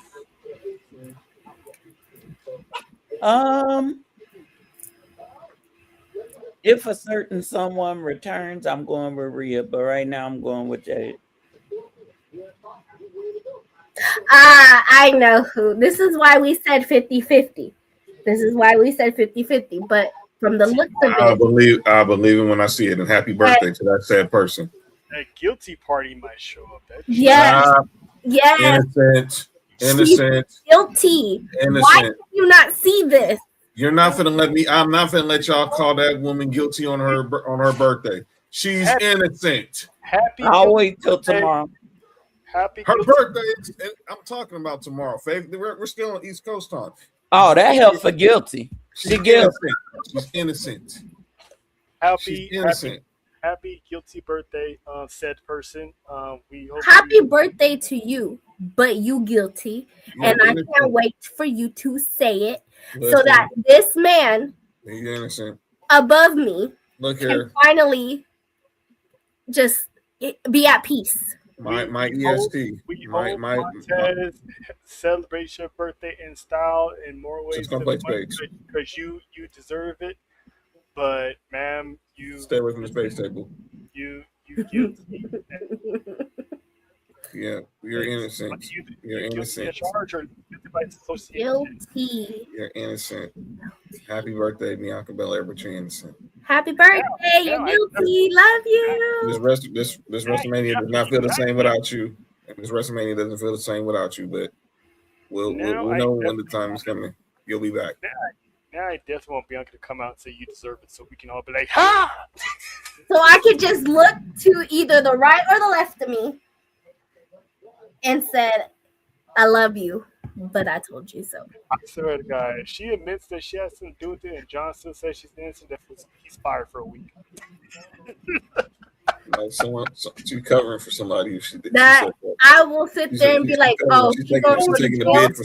Look taking the bid for somebody. She put the Barry Bonds. Trell, this man is sitting there talking about she's still innocent after she freaking says I did it. I'm gonna be like, oh, so you just gonna go to jail for her? That's what we doing? Apparently she is. But I got Jade because it's gonna be shenanigans, and I'm happy for Michin and B-Fab. They're gonna have a WrestleMania moment. Yes, thank you for this. But this is gonna be shenanigans on top of shenanigans because Jade needs this because she's not beating Rhea Ripley straight up, and we saw. And I go find some of them clips from the Joe Budden podcast. It was very candid and. And like I said to Sami Zayn, embrace wearing the black hat. She does. She embraced that black wig. Yes, she doesn't care that she got the life to the fast lane. She said anybody else would have did it. In my spot would have did it too. Mm-hmm. So I respect that she knows what's going her way. I hate that she's getting like a lot of negativity from other races. But she's built and she's strong enough to handle it. So, and she embraces it. She's comfortable enough in her old skin to do it. And we all agree that this type of Jade is the Jade that needs to be happening in the first place. Mm-hmm. Yeah, because I wasn't believing babyface Jade at all. Well, that was because, and that also just was showing Triple H knew how green she was in the ring. So, best player to make sure don't show her limitations, then put her with two of the best. Yeah, and I agree. I totally agree. Now, do I feel like she should have went to NXT? Yes, very much. But you know, it is what it is. NXT with AEW. Pace is a pace, and Jade is winning. Mm-hmm. Mm-hmm. Again, unless a certain somebody shows up, but until we get any kind of confirmation or any kind of whiff of it, Rhea is not winning. She is not. Damn, that means we still got her on Raw. Oh fuck! It is what it is. Jade's winning. No, I think Rhea's moving to SmackDown. I think so too. I'm here for it. I've been saying that since the last 2 years. Yeah, exactly. Move that to SmackDown. Need some star power. That women's division needs a needle. Needs a shot in the arm. You know why she don't watch SmackDown. I watch SmackDown. That's called for it. The less time she sees Jade Rhea on her TV, the better. So, mm-hmm. Don't be telling my business like that. Ended. Next, Dominic Mysterio and the Demon Finn Balor. And some of the people, including the PT Jobbers, supposedly upset how WWE just announced that the Demon was coming out. Agreed. I agree. But here's the thing, though. Every time the Demon has come out, Finn has alluded to it ahead of time. Yes. And that's the thing, it's contradictory because Finn was on Cody's pod. He said he hates when they do it, but then don't allude to it. Mm-hmm. That makes the mystery better. But when you alluding to it, everybody can put two and two together. Who would say that video was his idea anyway? They probably said, okay, we're going to bring out the demon with the eye thing. He probably said, no, I don't want to, but he's not going to not have it, you know what I'm saying? Be like one of those people, the boys in the back who are just grown to politics. He has to do his job. Yep. But like we were saying earlier before the show went on air, we don't know what kind of demon we get. I'm hoping this is a whole new demon that we're getting, because Roman killed that demon with that debacle of a championship match, and Vince McMahon put the burial on it when he lost the Edge. So I still got the demon Finn Balor, and I'm sorry, Nessa, even though you agreed when I said this the first 1,000 times, I need Dominic Mysterio to get destroyed.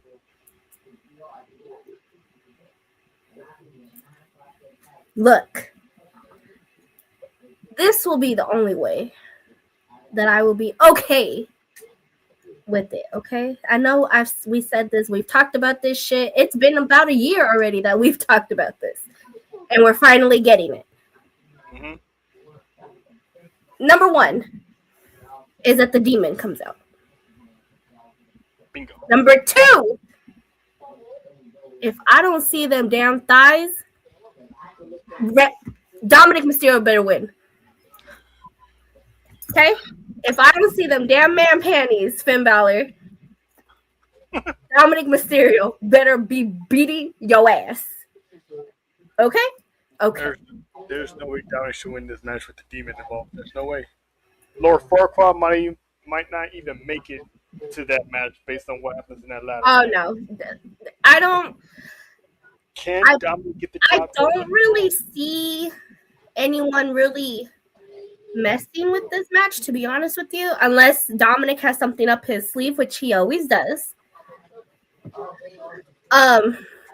Yeah, Finn Balor. It's the demon, though.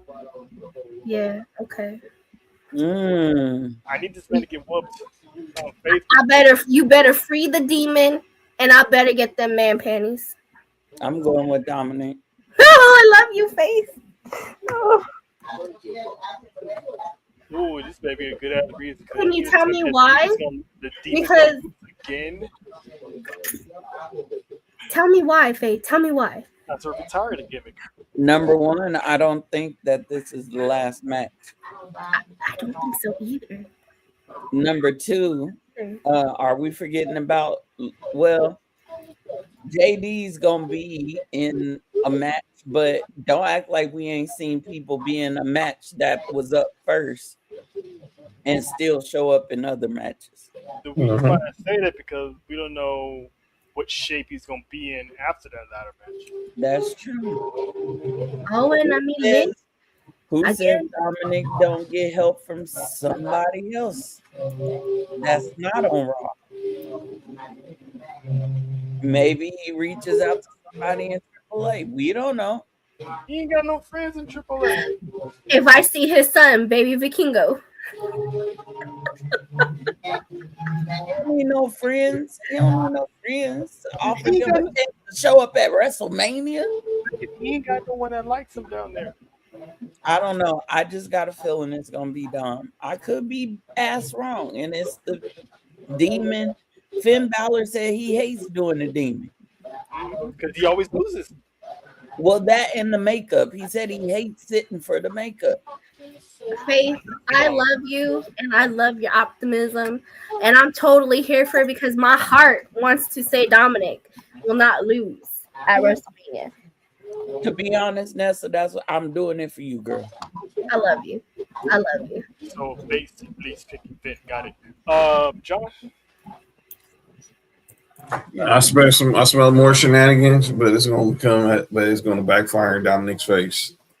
He's gonna feel the wrath of the demon, no matter what type of ring apparel he has on. At least Faith loves me. I expect Finn Balor to get the W, and everyone will be celebrating the rebirth of the demon for one night only. Yeah, no, we won't. They can still run it back, but at that time it's gonna be regular Finn versus Dominic. They run it back. Right.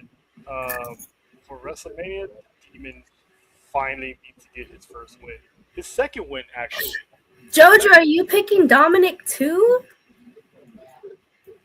That'd be the only way I'll say it. The only time Finn Balor's demon got a victory was when he won the Universal Championship and didn't have to. And then he relinquished it. That was the only victory he's ever gotten. Ever since then, he did nothing but L's.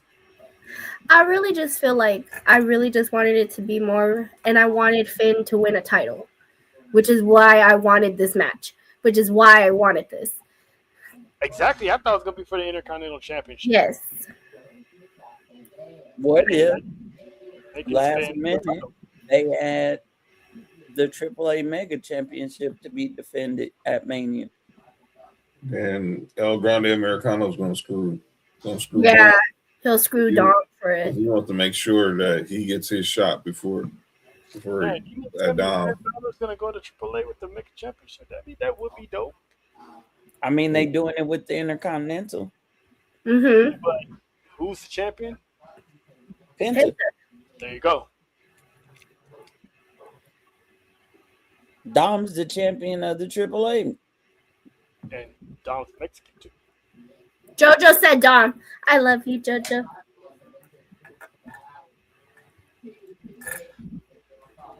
This is why I love these match cards this year, because there's a lot of them that can just go either way. They're not that predictable like we think it is. So Jojo will be there, the shoulder for me to cry on. Yeah, because we're gonna be watching it on TV with a whole bunch of food, and it might be live too. So listen, it's gonna be cracking night too. It's gonna be happening. Now, the ending on night 2 is what's gonna be talked about the most. CM Punk, Roman Reigns, World Heavyweight Championship. Zebros. Sorry, I had to do it for JoJo. Yeah, I get you. Oh, that's on the wrong one. Never mind. I had the Zeros on, but it's on the Monday show. I mean, technically, there's still no guarantee that Roman Reigns is going to win, but we all expect Roman Reigns to win. But, Nessa, you want to go first? With your butt? I love all of you. JoJo, Faith, I love you. And I will take whatever punishment. On a damn minute. Going for the people. I love you guys, and I will take whatever punishment that y'all want to throw at me. Hold on I don't think Roman's winning. Oh, I gotta go. I think CM Punk is retaining. Jesus, take the win. What?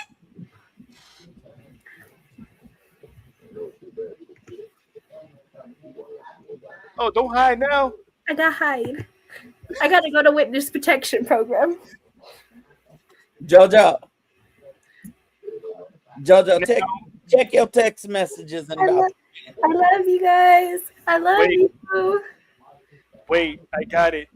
This is on behalf of JoJo.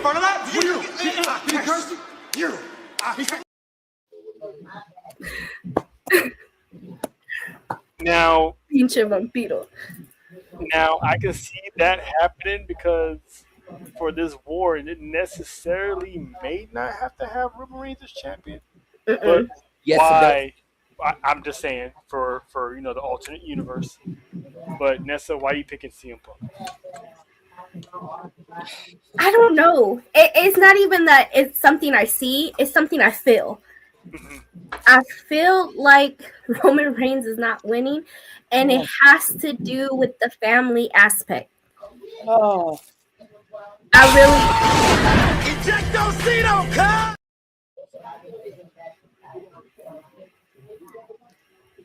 Continue. Sorry. I could be so wrong, but it's just something that I feel. I don't think Roman's taking the W. I don't. I never thought I would do this. for this one, but Boy, if you don't get the fuck out my face. Damn. I got hit with everything today. Yeah. I don't know what it is. I don't. I just. I mean, you got to think of it's one of those that you at the same time once you put it in your head that might happen, it's a good chance that they might swerve us all. Yeah, and I don't. Again, it's like what we said, unpredictability. It is the easiest thing for us to think right now is that Roman Reigns is taking this shit because it's Roman Reigns. Oh God. I love you, Faith. I do. I don't know what it is. It's just I have this gut feeling that, and I don't think it's because I think Roman is gonna beat the shit out of Punk. I really do, but I don't know what. I just feel like he's going to somehow get an upper hand. And will the real Nessa please stand up? Were you doppelganged? Did this start with the Ants Collective? Oh, Jesus. Faith, would you like to counter respond to this? Am I in the dead twilight zone? Did I wake up in I'm not gonna lie, I was dragging. I was like not wanting you to get to this part. You did not just choose Pepsi Phillip to win this shit. I did. My heart. Okay. I made John leave twice today. This time not for a good reason. Nessa, I get why you would say that. And the fact that you said he gonna win because you got a feeling of the family, we gonna talk later. Okay. My heart. But I'm sorry. The night has to end with that old ass crotchety man and his 17,000 tattoos being buried. It ends with him on his body. Now, I will say this. Take a break from my heartbreak. I didn't say this match wasn't going to be jaw-shattering. I'm going to leave it there.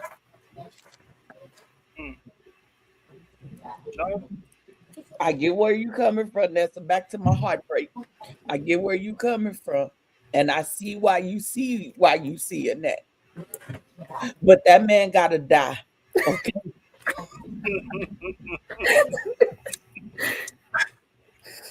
It did hurt me a little bit. It did. That's why I was like, I'm about to get babe. What? Put the Pepsi down, man. Put the Pepsi. He's going for Phil too. What is this betrayal? Let me explain what's going on with my pick. This has been I've loved all the hype between these two. I can't wait to see what happens on Monday. I expect shenanigans. The Usos are going to rest up.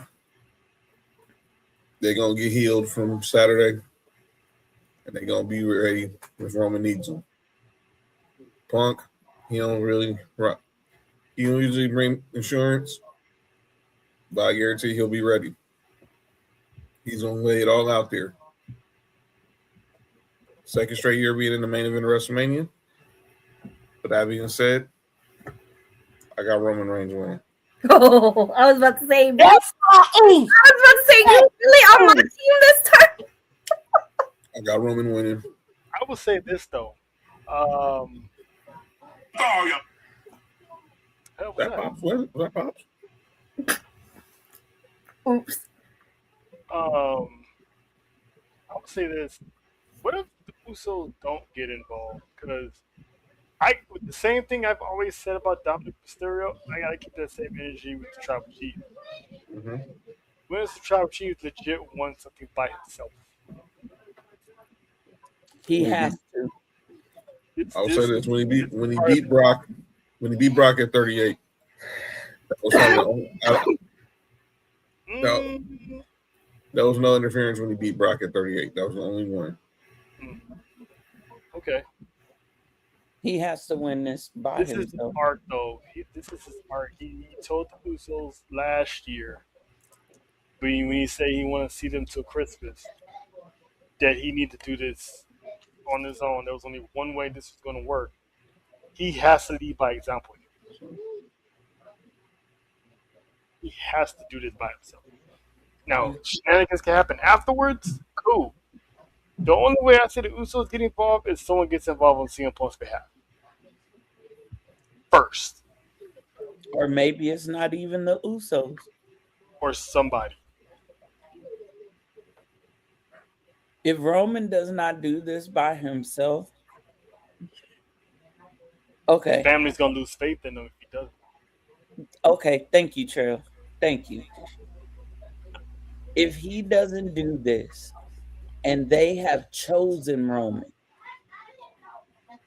I said this, what was it, a week ago, 2 weeks ago, maybe, Trail, I was on. Mm-hmm. If Roman doesn't do this by himself,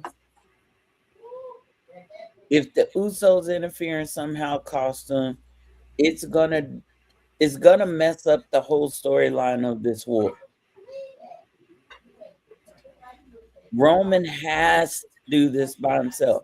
Win or lose, he has to do it by himself. The family has chosen him for something. And it's going to be that draws out an important member of this war storyline. You can't have somebody fight your battles and call yourself paramount. You just can't do it. And this is a different Roman Reigns too. Totally different. Look how he's dressing. Look at his mannerism. Look how he's trying not to lose control of his emotions. This man's gonna be a killer. But that old ass man got to die that night. I'm sorry.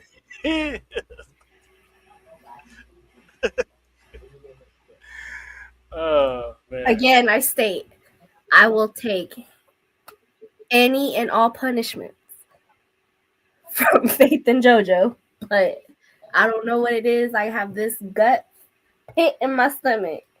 The moment I cannot say that Roman is retaining. I can't.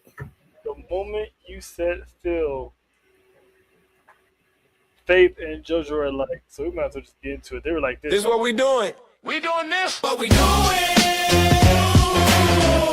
I made this song. You like it or what? How about new? How about no? So I was the segue. Yeah, shout out to you.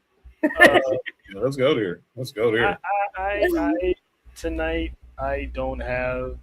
This is what we're doing. So I'm gonna leave this to John because I kind of mentioned it on Monday. So John, if you want to just go ahead and capitalize and finish off that segue there. Yes, sir. So Friday, it came out that Jay Cargill was a guest on the Joe Budden podcast. It was not a clips that circulated from that interview, but there was one in particular that made me question Joe Budden.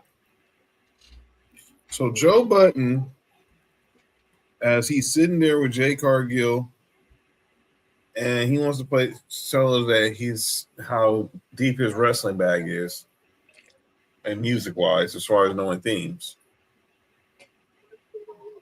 Plays the one theme you probably shouldn't play around a black person right now, especially a black person in wrestling. Dumbass. They might know what he played. Well, I know Troll knows what he played. Clearly, Fake knows what he played. So, baby, you don't know what he played? Dun, dun, dun. I can't even remember the beat to this stupid song, but I know it.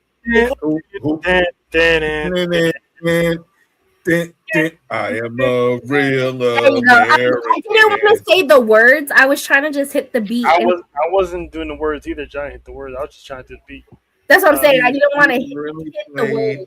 Hulk Hogan's theme song in front of Jay Cargill. Jay Cargill was like, "Don't play that. Play some Booker T." You know, even as Joe's co-host was like, "You know Harlem Heat or anything?" Like, dude, like what are we doing here, Joe? Oh, sell out ass. Joe, come on, man. Corporate What are we doing, dude? Let your people vouch for you for your lyrics as a part of Slaughterhouse, and yeah, I might do. If you show up to Mania, just be prepared to be booed. If you show up to Vegas, prepare to be booed. That's the worst impression. Here's my take on this, because even when he passed away and people were being monumentally disrespectful, I understood it, right? I get it. Yeah. But for the fans, you also can't, like, you can't sit there and tell somebody that you can't be a fan of somebody, right? Right. So he is part of WWE history. And John has said it multiple times. I want to wear this shirt, but I just can't. Because it's part of history, but you also feel some kind of way about it. I want to wear a Rock Hogan shirt from 18. I can't. Hogan and Andre are going in as the immortal moment. That moment extended pop culture. Mm-hmm. I can't. Who else is going into Hall of Fame this year? AJ Styles, Stephanie McMahon. No. Connected to. Oh, Dennis Rodman. Exactly. I want to wear like some NWO. Like I could find. Now, luckily, I could find some Dennis Rodman NWO stuff from like Bash at the Beach. But a lot of stuff with him and Hogan were like some of the best stuff that they sold. I'm like, their main shirt that they're selling right now is him and Hogan. Yes, I can't. But I might try to find, especially if it's the one with Bash at the Beach at it, because that's where Rodman and Hogan teamed up multiple times. Mm-hmm. I just cannot wear stuff with that man's image or likeness on it. I can't. I feel dirty doing it because I grew up a Hulkamaniac, and it hurts, but I can't do it. This is where I'm trying to get at.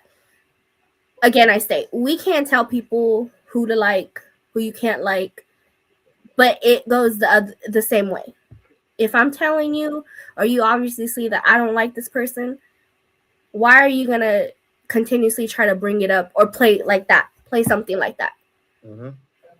If you don't want me to tell you you cannot like this man or respect your wishes on why you like him because you're a fan, you have to do the same thing on respecting wishes on why I don't. And they're going to have a Hulkamania exhibit at WWE World. And on that part, as a WWE fan, I see why they're doing it. Because again, I state, he is a big part of wrestling. And for everybody that don't want to admit that, he is. He is. You can't talk wrestling and not talk Hulk Hogan. They're going to actually be airing his documentary. They're having a screening for it at WWE World that Thursday. Mm-hmm. I said it on Monday. I'm not going to rush to go see it like I'm going to rush to see Shawn Michaels' documentary, but I will get to it.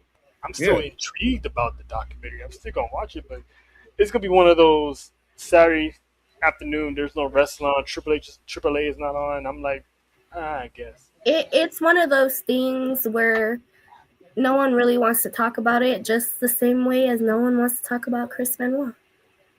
No. You can't think, like for me growing up, I cannot think about wrestling and not think about Chris Benoit. He was a main part of my childhood. It's those situations that it's like you really put your foot in your mouth and just kept shoving it down. And I really want to like you, but I can't because of you're just the shitty ass person. Sad. And I'm actually interested in seeing a documentary because I'm pretty sure that's going to be addressed. The tapes or whatever with him and his wife, and then the whole, racial stuff. Mm-hmm. That's going to be in there. So I like to hear from his mouth about these situations. So, quick question. Yes. Because I didn't watch that whole thing. I knew about the song. Did Joe play that song because he's a fan of Hogan? No, he was like, "This is for you, Jake." So he was pretty much calling her Hulk Hogan. Is that what he was trying to do? Because I didn't watch the interview.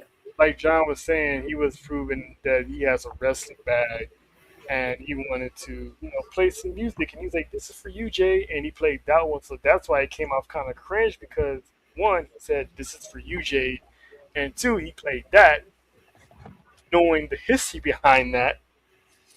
So it just came off like, "What do you do?"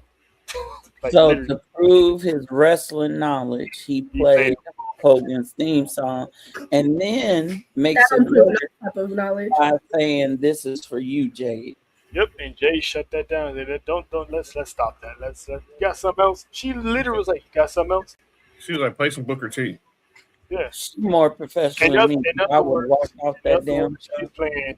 She was. In other words, paraphrase. She was saying, "Where the black people music at?" Right. How does that prove your wrestling knowledge? It don't. Everybody know who Hulk Hogan is. It don't. That's great. There you go, Faith. I sent it to you. I sent it to you the message so you can see. It was. I mean, and let me be clear. I don't watch Joe's podcast. I don't subscribe to it, but I mean, you ain't got to watch it to see all the clips that go viral on there. Yeah. Joe's has one of the biggest podcasts in the world, but this was not a good look for him. Like I said, if he pulls up the Mania, he needs to be prepared to be booed. Definitely. He's gonna get booed by black people. Yep. Yeah. Faith, you got anything you want to call up before we go to the acknowledgement? Show do. Uh-oh. Show do. Shoot. Nessa. Oh boy.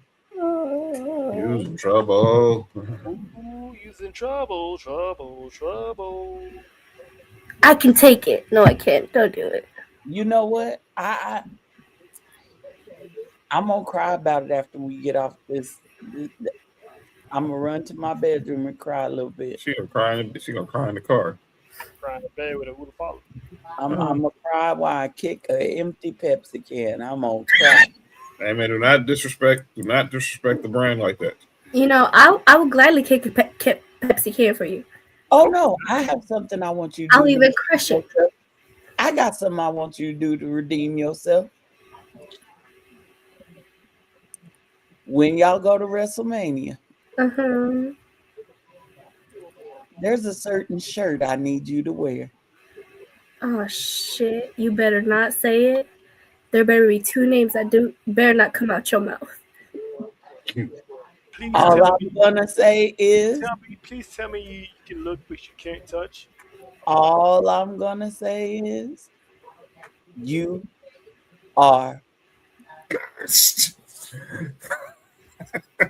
You gotta put on a Danhausen t-shirt.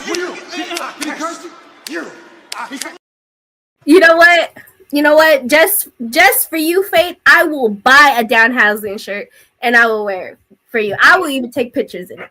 Faith, I'm not gonna lie to you. You can't let her off easy because she low key likes Danhausen. Shut the fuck up, Trill. No, F that. You did that to me. Nah, F that. No. Does she? Yeah, she low key. Remember she said earlier, like, as long as he curses Becky Lynch, the Bella Twins. Oh no, I didn't say Becky Lynch. I just said the Bella Twins. As long as he does 2 years curses, we straight. But we still got problems because Dominic is technically still cursed. That's all that. Remember she said he's funny as hell. She still got problems with Rhea. Yep. Somebody about to be singing. This is not brutality. And JoJo's gonna be in the building too. Oh, there it is. Wait a minute, don't you got a meet and greet? We got a few. Oh fuck my life.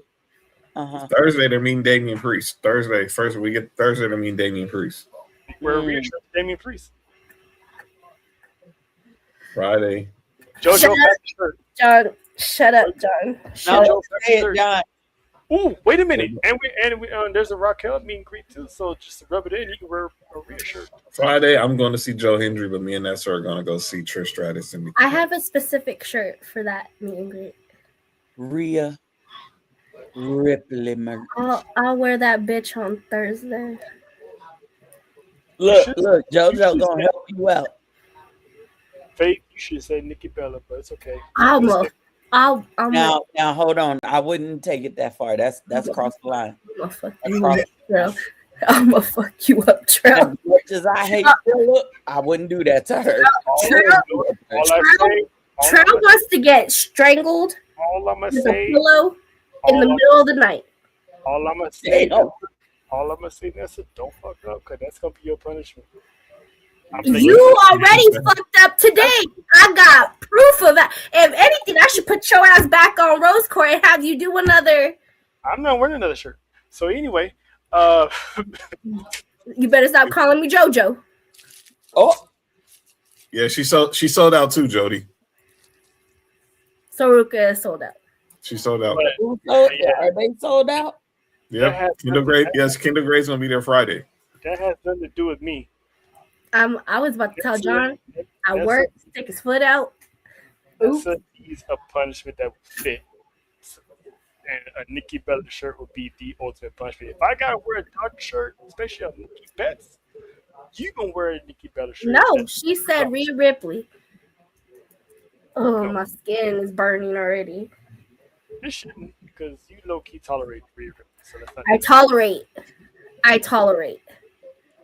So that doesn't mean I'm gonna be wearing purple and shit for her. Even Kathy Kelly and Jackie Redmond have meet and greets. I would like to meet Jackie. I love me some Jackie. I like to meet some Kelly too. God bless Canada. Hey, you know what? If you meet Kathy Kelly, wear a Rhea shirt. I just said I was doing it on Thursday when I meet Damian Priest. But for Kathy, my eye hurts. That does some salt in the wound right now. That picture will never see the light of day.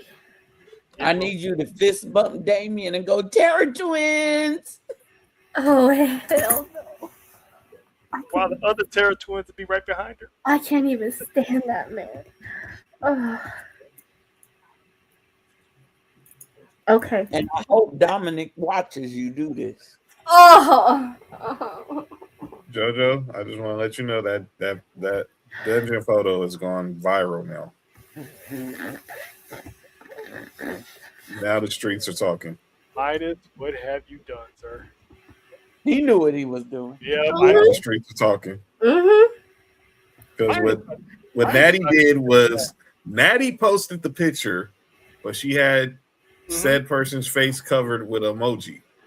But Jay's arm is around said person. And this isn't the first time either, because Natty had also posted another photo a while back with someone female's face was covered, and I think Midas had posted a photo with the person not covered. Yep. That was the week Liv Morgan. That was the week Liv Morgan was there. Listen, me and JoJo talked about this. Midas is in his bag for something, and I think it's already starting to show. Oh boy. That man is doing this. But yes, I will take my punishment with my eye twitching. And Trell, if y'all don't hear from Trell, it's because I'm not even gonna say what I did. Just know I did it, and I will gladly smile in my mugshot. I'm gonna tell you, you won't. You know why? Because you're gonna be in that room most of the trip anyway. You can look, but you can't touch the hat housing. You're gonna be in that room most of the time, and probably won't be coming out. So and when I put that man to sleep, and your ass is asleep, I'm smothering you with the pillow, okay? You know I can get you walking, right? How did I just... Listen, Nessa, by the time you reach me, it'll be 6 a.m. and I'll be awake. Am I tripping? Nope. No. She said, is Midas in this picture throwing up the Chaos Collective sign? Because that's what it looked like to me. Yeah. Yes. Midas is Team Chaos Collective. Yes, he is. Shout out and by the way, y'all, Jay meant to do that. He meant to do that. Of course he did. Of course he did. Let's go back to this. All right. So now let's get to we acknowledge. Man. Yeah, I want to personally acknowledge a few people.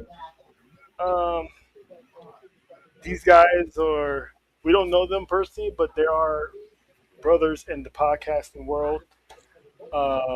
They are fellow Texans of me, JoJo, and Nessa.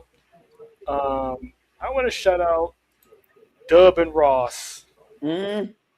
from In the Clutch because Raw was in their city, and I've seen these guys from the beginning almost to where they are. They hustled, they grind, they work their way to where they are now. Uh, it gives podcasting like us confirming that they can make it. We for sure gonna make it ourselves because they work their way up in the podcast world. They're good friends with Mark Henry. They're good friends with Booker T. They have, they've been on theirs. I think they've been on Busted Open, if I'm not mistaken, with Mark They Henry. did. That's what they did. So those two guys are doing big things.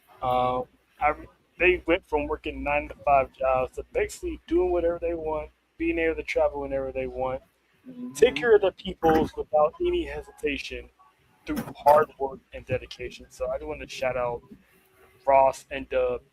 Y'all go subscribe to In the Clutch because not only do they do wrestling content, they do reactions, they do gaming on their Twitch channels as well.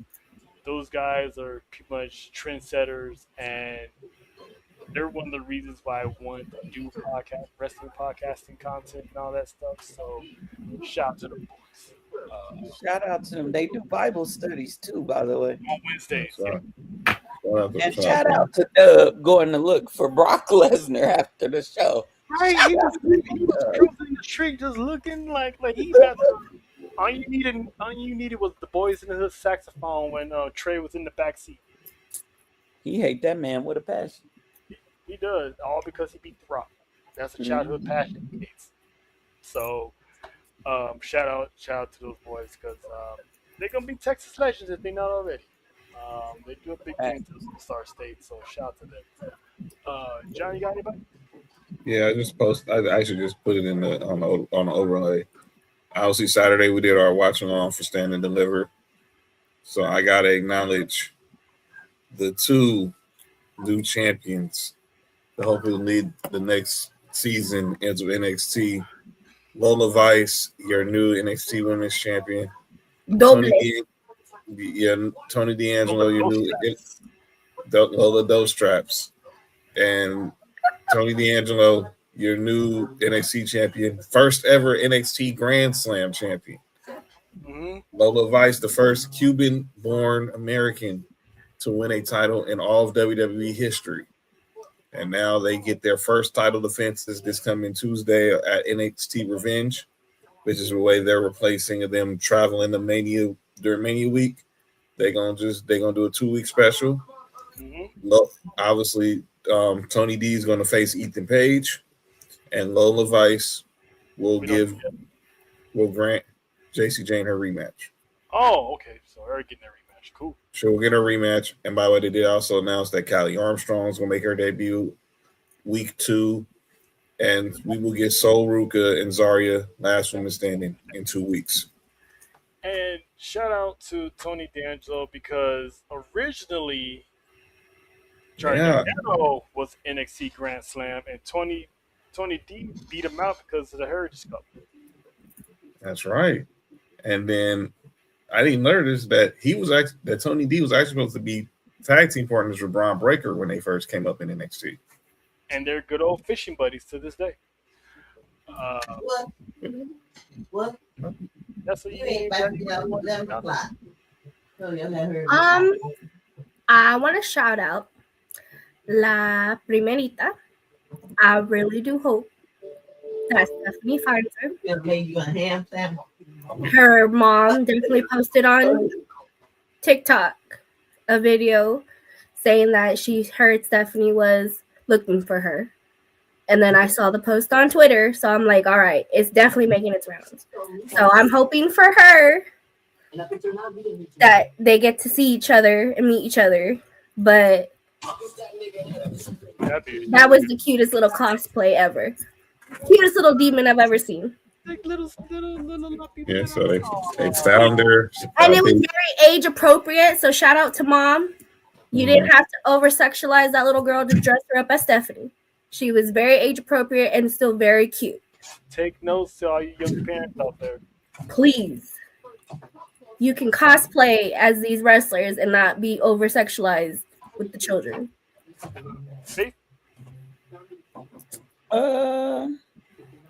You know what? Yeah, I'll send out an acknowledgement. I'm actually going to acknowledge Little Oos. Shout out to Little Oos. She turned 16, but I'm shouting her out for a whole different reason. That little girl has been through a lot. She's seen a lot. She's suffered through a lot in her short years. And things ain't perfect, but she's perfect for me. And so to do a podcast with her on my, as Trail calls it, my retirement tour, and for her to love the people I love and love the sport that I love means a lot. So shout out to Little Oos. Love you, baby girl. That watch along was hilarious as hell. Watch those two go at it. No, all after though.